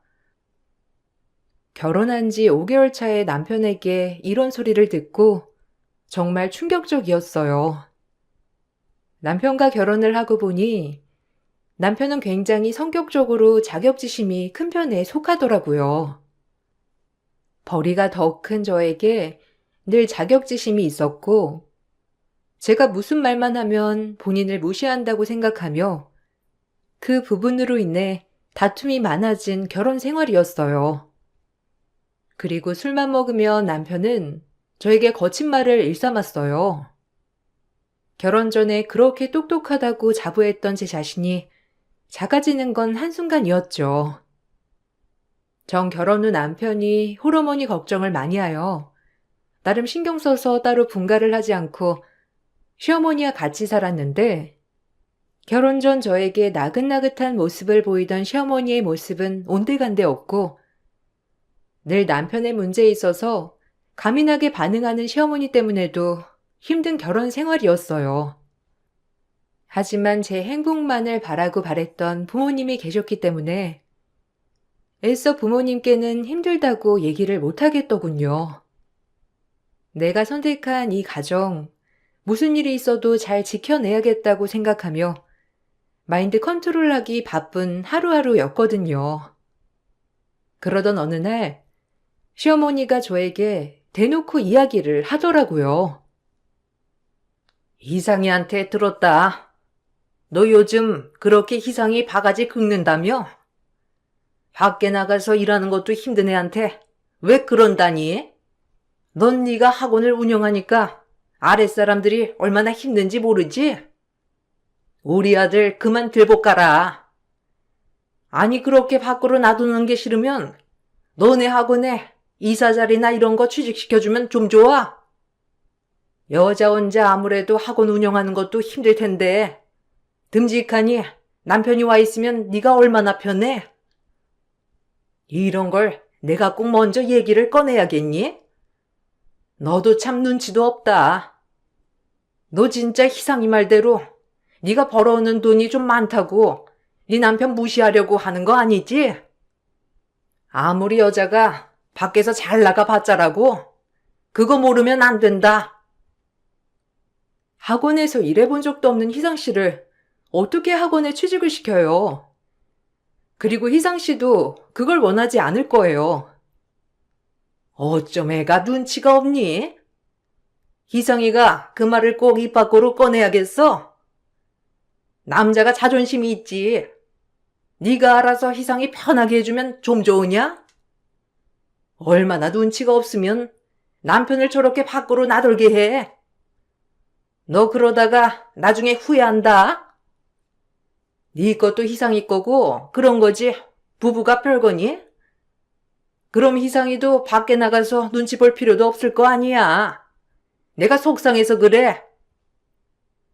시어머니는 대놓고 저에게 저희 학원에 남편을 취직시켜 달라고 하였고 그 말을 계속 들으니 처음엔 거절하였지만 좋은 게 좋은 거라며 저 역시도 남편과의 관계 회복을 위해 오히려 공통분모가 있으면 좋겠다고 생각이 들었어요. 그래서 남편을 저희 학원 이사 자리에 취직을 시켜주었고 학원 돌아가는 실정과 수강생 관리, 학부모 상담 등등 여러 가지 일을 맡기게 되었죠.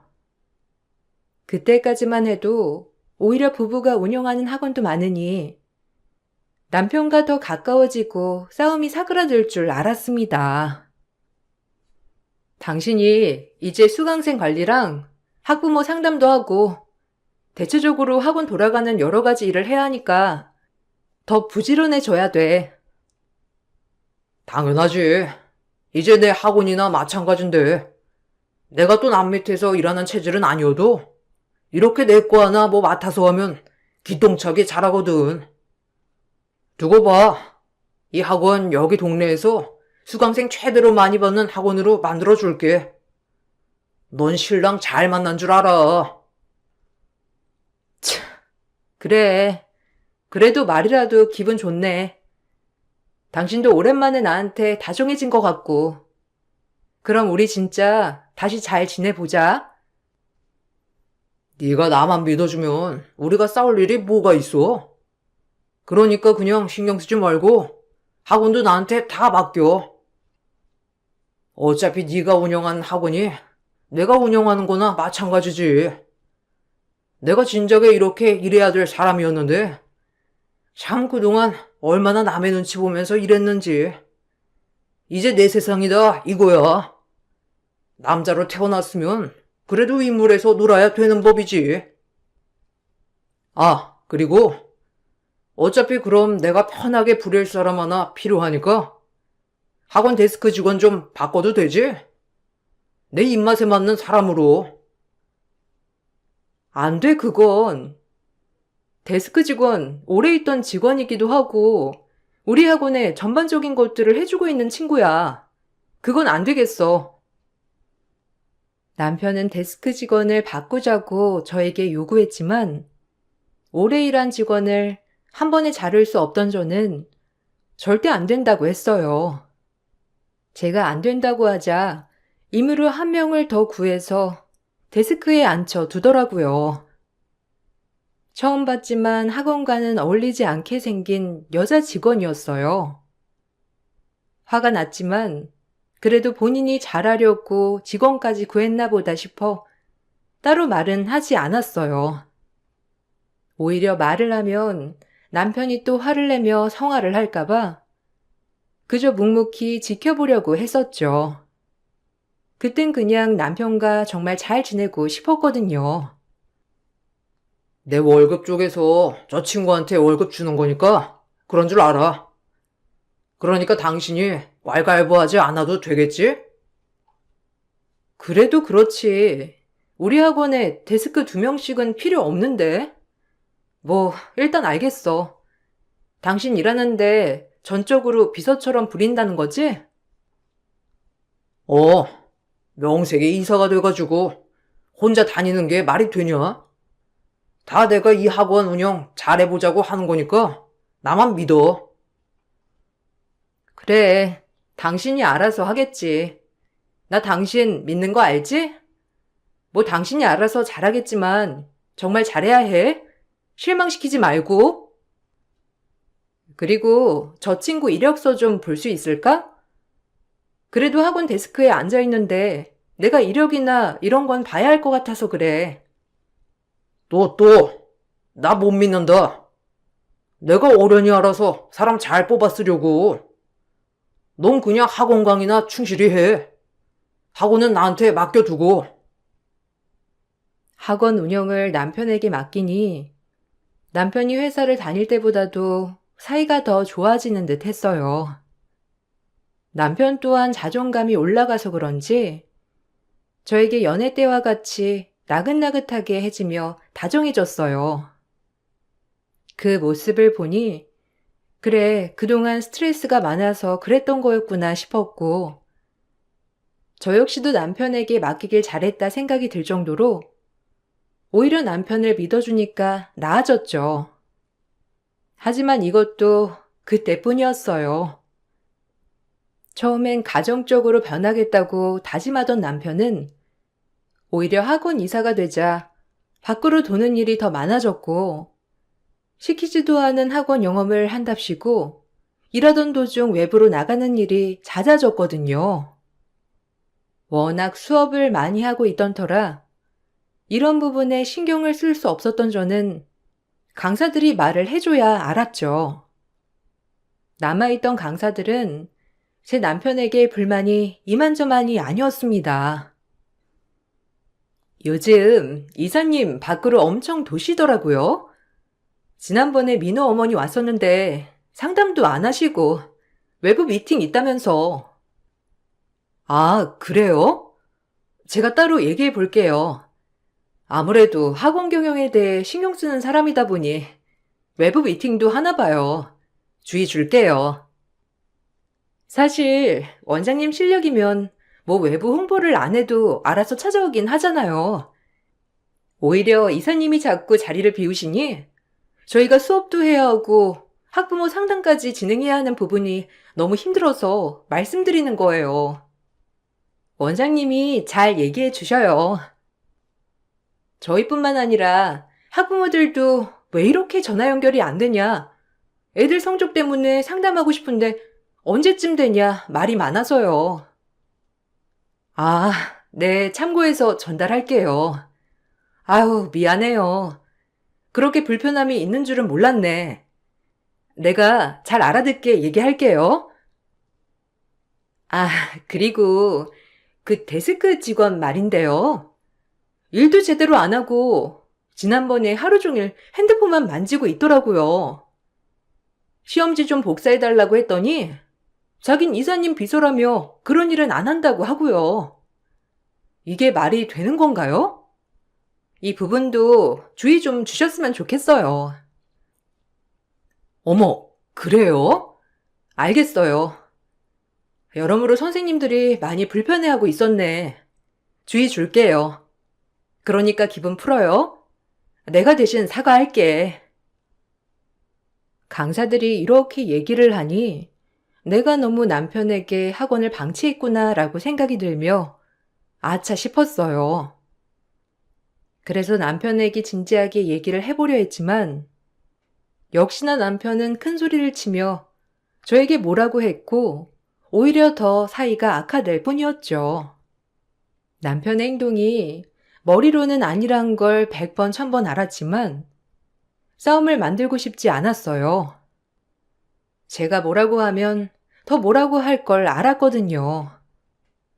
어이없으시겠지만 제가 선택한 이 가정은 끝까지 지키고 싶었기 때문에 애써 참으려 했고 내가 선택을 잘못한 것도 다 내 탓이니 누구도 원망 말고 내가 끝까지 안고 가자라는 미련한 생각이었는데 지금 생각해보면 정말 어리석다고 생각이 들어요. 요즘 뭐하고 다니느라 매번 학원을 비우는 거야? 새로운 수강생들도 좋지만 기존 수강생들도 챙겨야지. 학부모 상담이 기본인 거 몰라? 내일부터는 외부 일정 말고 학원 일정에만 충실해줘. 당신 이러려고 내가 이사시킨 거 아니잖아. 부탁할게. 그리고 그 데스크 직원 자기 비서라면서 아무것도 안 하더래. 그러면 이 학원에 있을 이유가 없지. 한 번만 더 그러면 그냥 해고할 거야. 그런 줄 알아. 이건 원장으로서 얘기하는 거니까 당신이 내 말 좀 잘 들어줬으면 좋겠어. 우리 학원을 위해서니까. 이게 사람을 뭘로 보고? 나 가르쳐? 내가 알아서 하지. 네가 이래라 저래라 하면 내 기분이 좋겠어? 하여간 꼴랑 학원 하나 운영한다고? 또 나 가르치려 하지? 이래서 여자가 바깥일하면 사람을 쫄로 본다니까? 엄마 말이 딱 맞았어. 무슨 말을 그렇게 해? 그리고 이건 내가 해야 할 말이라 하는 거지. 당신 어쩜 이렇게 생각하는 게 꼬여 있는 거야? 꼬이긴. 지금도 날 가르치잖아. 어머니, 난 내 할 일이 있어서 돌아다니는 건데 이래라 저래라. 이러려고 나 취직시켰어? 그리고 내 직원을 네가 왜 잘라? 내가 월급 주는 건데. 그 직원 보고 내 일만 잘 봐달라고 하고 쓰는 건데 뭔데 이래라 저래라야? 그 강사들도 아주 웃기네. 선생들이 다 그러냐? 아니다. 선생도 아니지. 학원 선생이 무슨 선생이라고. 다들 진짜 유세 떠네. 적반하장으로 나오는 태도를 보아하니 머리끝까지 화가 났지만 최대한 이성을 차리려고 했어요. 워낙에 자격지심이 심한 남편이기 때문에 최대한 그쪽은 건드리고 싶지 않았죠. 그럼에도 불구하고 남편은 저와 있었던 이야기까지 시시콜콜 시어머니한테 얘기를 전했고 역시나 이번 일이 시어머니 귀에까지 들어가게 되었어요. 아들 사랑 유별났던 시어머니는 이 얘기를 듣자마자 길길이 날뛰며 제가 퇴근하고 오기만을 기다리셨고 제가 집에 들어서자마자 제기엔 막말이 내리 꽂혔습니다. 더 이상 참을 수 없던 저는 그날 정말 집이 떠나가라 시어머니와 한바탕 하고 말았고 그 길로 집을 뛰쳐나오게 되었어요. 한번 이렇게 지르고 나니 그동안 왜 이렇게 참고 살았나 싶었고 왜 이렇게 미련했냐 싶을 정도로 헛웃음이 나오더라고요. 아주 희상이 머리 위에 앉아있지 니가? 어디 여자가 남편 하는 일에 태클을 걸어? 희상이가 너 위해서 하는 일이지 그게 본인 위해서 한다냐? 이래서 고분고분한 게 최고라니까. 뭘 보고 너랑 결혼했는지 내가 아주 뜯어말리지 못한 게 전추의 한이다. 결혼해줘서 고맙다고 절을 할 땐 언제고 이제 와서 뜯어말리지 못했다고요? 아들이 능력도 없으면 잘하라고 타일러도 모자랄 판에 매번 아들만 두둔하니 아들 성격이 저렇게 변하지 안 변해요? 희상씨 저렇게 된 것도 어머님 탓도 있다고요. 뭐야? 우리 희상이가 어때서? 아주 지만 잘났지, 세상에서? 우리 희상이 무시했단 빠. 내가 너 가만 안 둘 테니까. 엄마, 저것 봐. 어른이 말하는데 따박따박. 애초에 우리 집을 무시하고 있었던 게 분명하다니까. 지 잘난 맛에 사는 애야. 이래서 내가 여자 능력 다 쓸모없다고 한 거다. 어쩜 지 잘난 줄만 알지? 대놓고 시애미까지 무시할 줄 누가 알았겠어? 가만 안 두시면 어쩔 건데요. 저도 어머님이랑 희상씨한테 정말 진절머리 나네요. 제가 너무 결혼을 괜히 서둘렀어요. 아이고, 이래서 배운 것들은 안 된다니까. 어디 어른이 말하는데 따박따박 말대답이야? 아주 지만 잘났지? 니네 친정부모가 너 이따위로 하라고 그렇게 그 돈 주고 대학교까지 보내서 선생 만들었다냐? 사교육하는 게 무슨 선생이라고? 그래? 참나. 뭐라고요? 그러는 어머님 아들은 뭐가 그렇게 잘났는데요? 어머님을 돌아보시거나 저한테 충고하세요. 기가 차서 말도 안 나오니까. 전 이 말만을 하고 집을 나와버렸죠. 정말 이혼까지 생각을 하고 시어머니에게 막말을 쏟아부은 것이었어요. 한 번도 내 인생에 실패란 없다고 생각했는데 제일 중요한 일륜지 대사를 망쳤다고 생각하니 심적으로 너무 괴로웠어요. 제가 그렇게 시어머니와 대판 싸우고 집을 나왔음에도 남편에겐 연락조차 없었고 오히려 잘 나가주었다고 생각한 것인지 절 찾지도 않았죠. 그 일이 있고 난 후 진지하게 남편과 이혼을 생각하고 있을 때 출근은 해야 했기에 아무렇지 않은 척 출근을 했어요. 제가 출근을 하고 얼마 안 있다 놀라운 소식 하나를 듣게 되었는데 얼마나 충격적이었는지 제 생각을 바꿔먹는 계기가 되었답니다. 원장님한테 말해야 하나 아님 넘어가야 하나 고민했는데 이건 아닌 것 같아서 말씀드려요. 이사님이랑 저 데스크 직원 보통 사이가 아닌 거 아세요? 며칠 전에 차 키를 두고 가서 학원 마무리하고 다시 학원에 갔는데 이미 둘이 연인으로 보이더라고요. 제가 사진까지 찍어놨어요.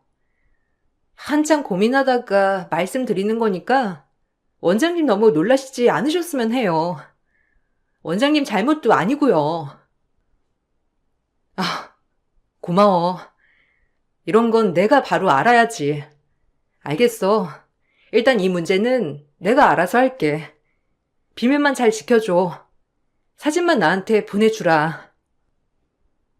전 그 얘기를 듣고 너무 충격적이었지만 애정이 없는 남편을 생각하고 곱씹으며 완전히 마음의 준비를 했던 것 같아요. 그리고 오히려 마음이 편안해졌어요. 남편과 시어머니의 모든 행동들이 이해할 순 없었지만 이 사건 하나로 그동안 나한테 왜 그랬는지 충분히 이해가 갔어요. 사랑하지도 않는 저를 보면서 무슨 생각을 했을지 마음이 아팠지만 정리는 쉬웠습니다. 그리고 인생에 정말 큰 쓴맛을 보고 나니 이제 내가 뭘 해야 하는지 확신이 서면서 다시 예전의 저로 돌아간 것만 같았어요. 어젠 네가 좀 심했어. 오늘 당장 엄마한테 가서 사과드려. 솔직히 네가 나 무시하니까 이렇게 된 거잖아. 그리고 뭘 그렇게 말대꾸를 해서 어른 기분을 상하게 하냐? 어차피 싸움이 길어질수록 너만 손해야. 그러니까 그러려니 하고 살아.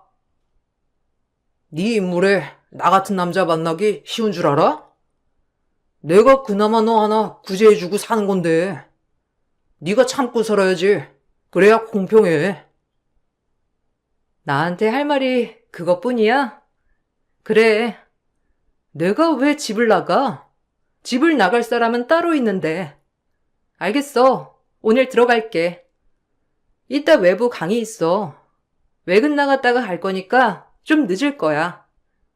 엄마네 집 쪽에 있는 강이어서 아마 엄마네서 자고 올 수도 있고. 그래, 오랜만에 친정 가는 것도 좋지. 장모님 본 지도 오래됐잖아. 너도 요새 스트레스 많이 쌓였을 텐데, 그럼 그렇게 해. 자주 좀 가라. 나도 잘 좀 얻게. 맨날 학원에서 보고 집에서 보고 나도 지겹다 지겨워. 오늘 푹 쉬고 와서 엄마한테 사과해. 저에게 미안하다는 사과조차 하지 않는 남편을 보고 깨달았어요. 이 사람은 날 정말 사랑하지 않는구나 말이죠. 그리곤 마음을 다잡고 제가 하고자 하는 일정을 마무리를 하였습니다. 진짜 친정으로 갈까 싶었지만 막상 부모님을 뵈면 오히려 눈물이 더 쏟아질 것 같아서 집으로 향했어요. 그리고 집으로 들어서자 신발장엔 웬 낯설지만 익숙한 여자 신발이 하나 있더라고요. 서서히 그 신발을 뒤로 한 채 집으로 들어가니 거실엔 남편과 그 여자 그리고 시어머니 셋이서 하하호호거리며 수다를 떨고 있었어요. 그 모습을 보니 피가 거꾸로 솟는 것만 같았고 셋이 대화 내용을 들어보니 이미 그 여자는 이 집 며느리 행세를 하며 시어머니와 사이가 꽤나 좋아 보였어요. 역시 그 데스크 직원과 남편은 보통 사이가 아닌 게 확실했고 꽤 오래된 사이 같았어요. 참 잘 돌아간다. 학원에 취직시켜달라고 그렇게 애원을 하더니 이러려고 학원에 취직시켜달라고 한 거니? 내가 이럴 줄 알았어. 처음부터 이러려고 나랑 결혼한 거였지? 그리고 고작 만난다는 애가 우리 학원 데스크였어? 그래, 쌍쌍이 잘 어울린다. 어디 잘해봐. 네가 얼마나 애를 틀복 갔으면 다른 애한테 눈이 돌아갔겠니? 어머니 네 탓도 있는 거야. 오죽 못 났으면 남편이 바람이 날까? 옛말부터 남편이 바람나면 여자 책임이라고 했다. 오죽 못 났으면 남자가 바람이 나도록 아무것도 몰라? 슬프니까 따로 없지. 같은 여자면서 참 막말도 다양하게 하시네요. 그러니 그 의미에 이런 망나니 같은 아들이 태어나지. 이제 마음 정리 다 했어. 그래, 이왕 이렇게 된 거 깔끔하게 헤어지자. 뭐 재산 분할 같은 것도 해줘야 하는 거 알고 있지? 내가 다 알아봤어. 그냥 모른 척 넘어갔으면 너 이혼녀는 안 만들려고 했는데 이왕 이렇게 된 거 너도 네 자존심에 이러고는 못 살잖아. 그냥 이혼하자.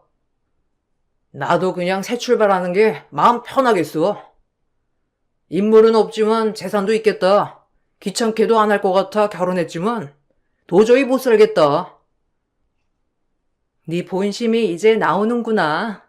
그래, 이혼하자. 너 같은 걸 남편이라고 그동안 참고 살았는데 나도 이제는 못하겠다. 헛웃음이 나왔어요. 외근하고 일찍 오니 상간녀와 같이 있던 것도 모자라서 이혼까지 먼저 요구하는 남편을 보니 어처구니가 없었죠. 그 모습을 보고 태연하게 제 짐을 싹 챙겨 나오자 저희 학원에서 일하고 있던 그 데스크 여자 직원 상간녀가 절 붙잡고 한마디 했어요. 그리고 전 그 얘기를 듣고 코웃음이 나서 얼마나 웃기던지 그 자리에서 폭소를 터뜨리고 말았죠. 그 나물에 그 밥이라는 말이 딱이다 싶을 정도로 남편과는 정말 잘 어울리는 천박스러움이었어요. 뻔뻔한 것도 만렙 수준이었고요. 아니, 남편이 외도했는데 괜찮나요? 원장님 멘탈 장난 아니네요. 이래서 사회적으로 성공하신 건가? 그래도 보통 남편이 바람났다고 하면 울고불고 왜 그랬는지 물어야 하는 거 아닌가? 진짜 의외네요. 정말 대단하십니다, 우리 원장님. 그러니 오빠가 정남이가 떨어지지. 어쩜 이런 상황에서도 이성적일 수 있는지 진짜 놀랍네요. 멘털 부러워요. 네가 지금 날 비웃는 거니? 상간녀 주제에 감히? 아, 그래. 넌 거기까지밖에 생각 못하니까 고작 상간녀 따위나 하고 있지. 이 남자가 너한테 뭐 해준다든? 과연 해줄 수 있는 게 있을까? 나랑 이혼하면 땡전 한 푼 없는 알그지야. 학원 이사? 그것도 나랑 혼인생활 유지할 때나 달고 있는 직함이지. 나랑 헤어지면 얘 무일푼 그지야. 너 잘 생각하고 주둥이로 내뱉어. 뱉는다고 말이 아니란다. 전 제 말이 끝나자마자 제 휴대폰을 보여줬고, 제 휴대폰을 보자마자 상간녀는 기겁을 하며 황급히 도망쳤죠. 사실 핸드폰 속에 있는 것은 남편의 실체였는데, 그동안 술을 먹고 들어와서 저에게 막말을 일삼던 동영상과 시어머니의 욕이 섞인 거친 말, 그리고 집, 차, 학원, 다른 것들이 모두 다 제 명의로 되어 있는 서류들을 보여준 것이었죠. 말 그대로 이 남자는 저와 이혼하면 아무것도 없는 폭군 그 자체였던 거예요. 그 모습을 보고 상간녀는 그동안 이사라고 해서 대단한 건 줄 알았는데, 알고 보니 저에게 기생해서 살아왔다는 것을 알게 되자 그 자리에서 줄행랑을 쳤던 거죠. 참 그들의 사랑이 얼마나 유치하기 짝이 없던지, 남편은 그 모습을 보자마자 저에게 뭐 하는 거냐며 소리를 쳤고, 전 그 자리에서 남편의 뺨을 내리쳤어요. 제가 뺨을 날리자 당황한 남편은 그 자리에서 나뒹굴어졌고, 그 모습을 보고 전 집을 나와 곧장 법원에 이혼 신청과 함께 위자료 청구 소송을 진행했어요. 거기 날아온 소장 봤지? 위자료 준비해놔. 아무 능력도 없는 너를 그저 마음 하나만 보고 결혼했더니 이렇게 내 뒤통수를 쳐? 그리고 재산 분할? 웃기지 마. 변호사한테 알아보니 너랑 나랑 혼인기간도 얼마 되지 않았고 너랑 결혼하기 전에 이룬 재산이어서 너한텐 한 푼도 안 간대. 어쩌냐? 그나마 재산 분할로 한몫 든든히 챙기려고 했나 본데 세상에 공짜는 없어요, 아저씨. 뭐야? 어떻게 한 푼도 안 줘? 네가 재산이 얼만데? 그리고 이럴 줄 알았으면 내가 너랑 결혼을 왜 했겠냐? 그게 네 목적이었지? 두고 봐. 네 영혼까지 탈탈 털리게 만들 테니까. 시엄마 집이라도 팔아야 할 거야, 아마. 기대해. 두 그지들이 어떻게 추락하는지 내가 지켜볼 거니까. 그동안 내가 참고 살았던 것들 다 대갚아 줄 거니까 그리 알아.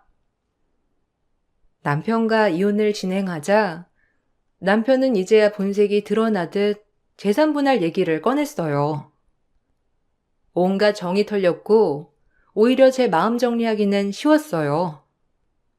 제가 들이밀었던 증거물로 남편이 저에게 욕과 험한 말을 하는 영상도 가정 파탄으로 인정되어 저에게 위자료를 주게 되었고, 혼인 기간도 짧고 결혼 후 제 재산에 한 푼의 기여도도 한 것이 없기 때문에 재산 분할도 하지 못하게 되었죠. 그리고 상간녀한테도 상간녀 소송을 걸었습니다. 상간녀는 남편에게 모든 걸 속았다고 이 재산이 다 남편 건 줄 알았다며 억울해했지만 그나물에 그 밥 아니겠어요? 역시나 상간녀에게는 3천만 원의 위자료를 받을 수 있었어요. 그리고 남편에게만 거친 말을 들은 것이 아니라 시어머니에게도 허구한 날 들었기 때문에 시어머니도 따로 저에게 위자료를 주어야 했죠. 모든 재판이 끝나고 이제야 남편은 아차 싶었는지 저에게 무릎까지 꿇으며 한 번만 더 기회를 달라고 악어의 눈물을 흘리며 절 설득하려 했어요. 내가 무슨 정신으로 그랬는지 그냥 이해해주면 안 될까? 우리 처음 만났을 때처럼 말이야. 내가 진짜 잘할게. 우리가 돈이 어디 있냐? 꼴랑 엄마 그거 빌라집 한 채 있는 거 팔아서 너한테 위자료 주고 나면 어떡하라고. 그래도 정이 있지. 넌 정이 있어서 나한테 그렇게 뒤통수를 쳤니?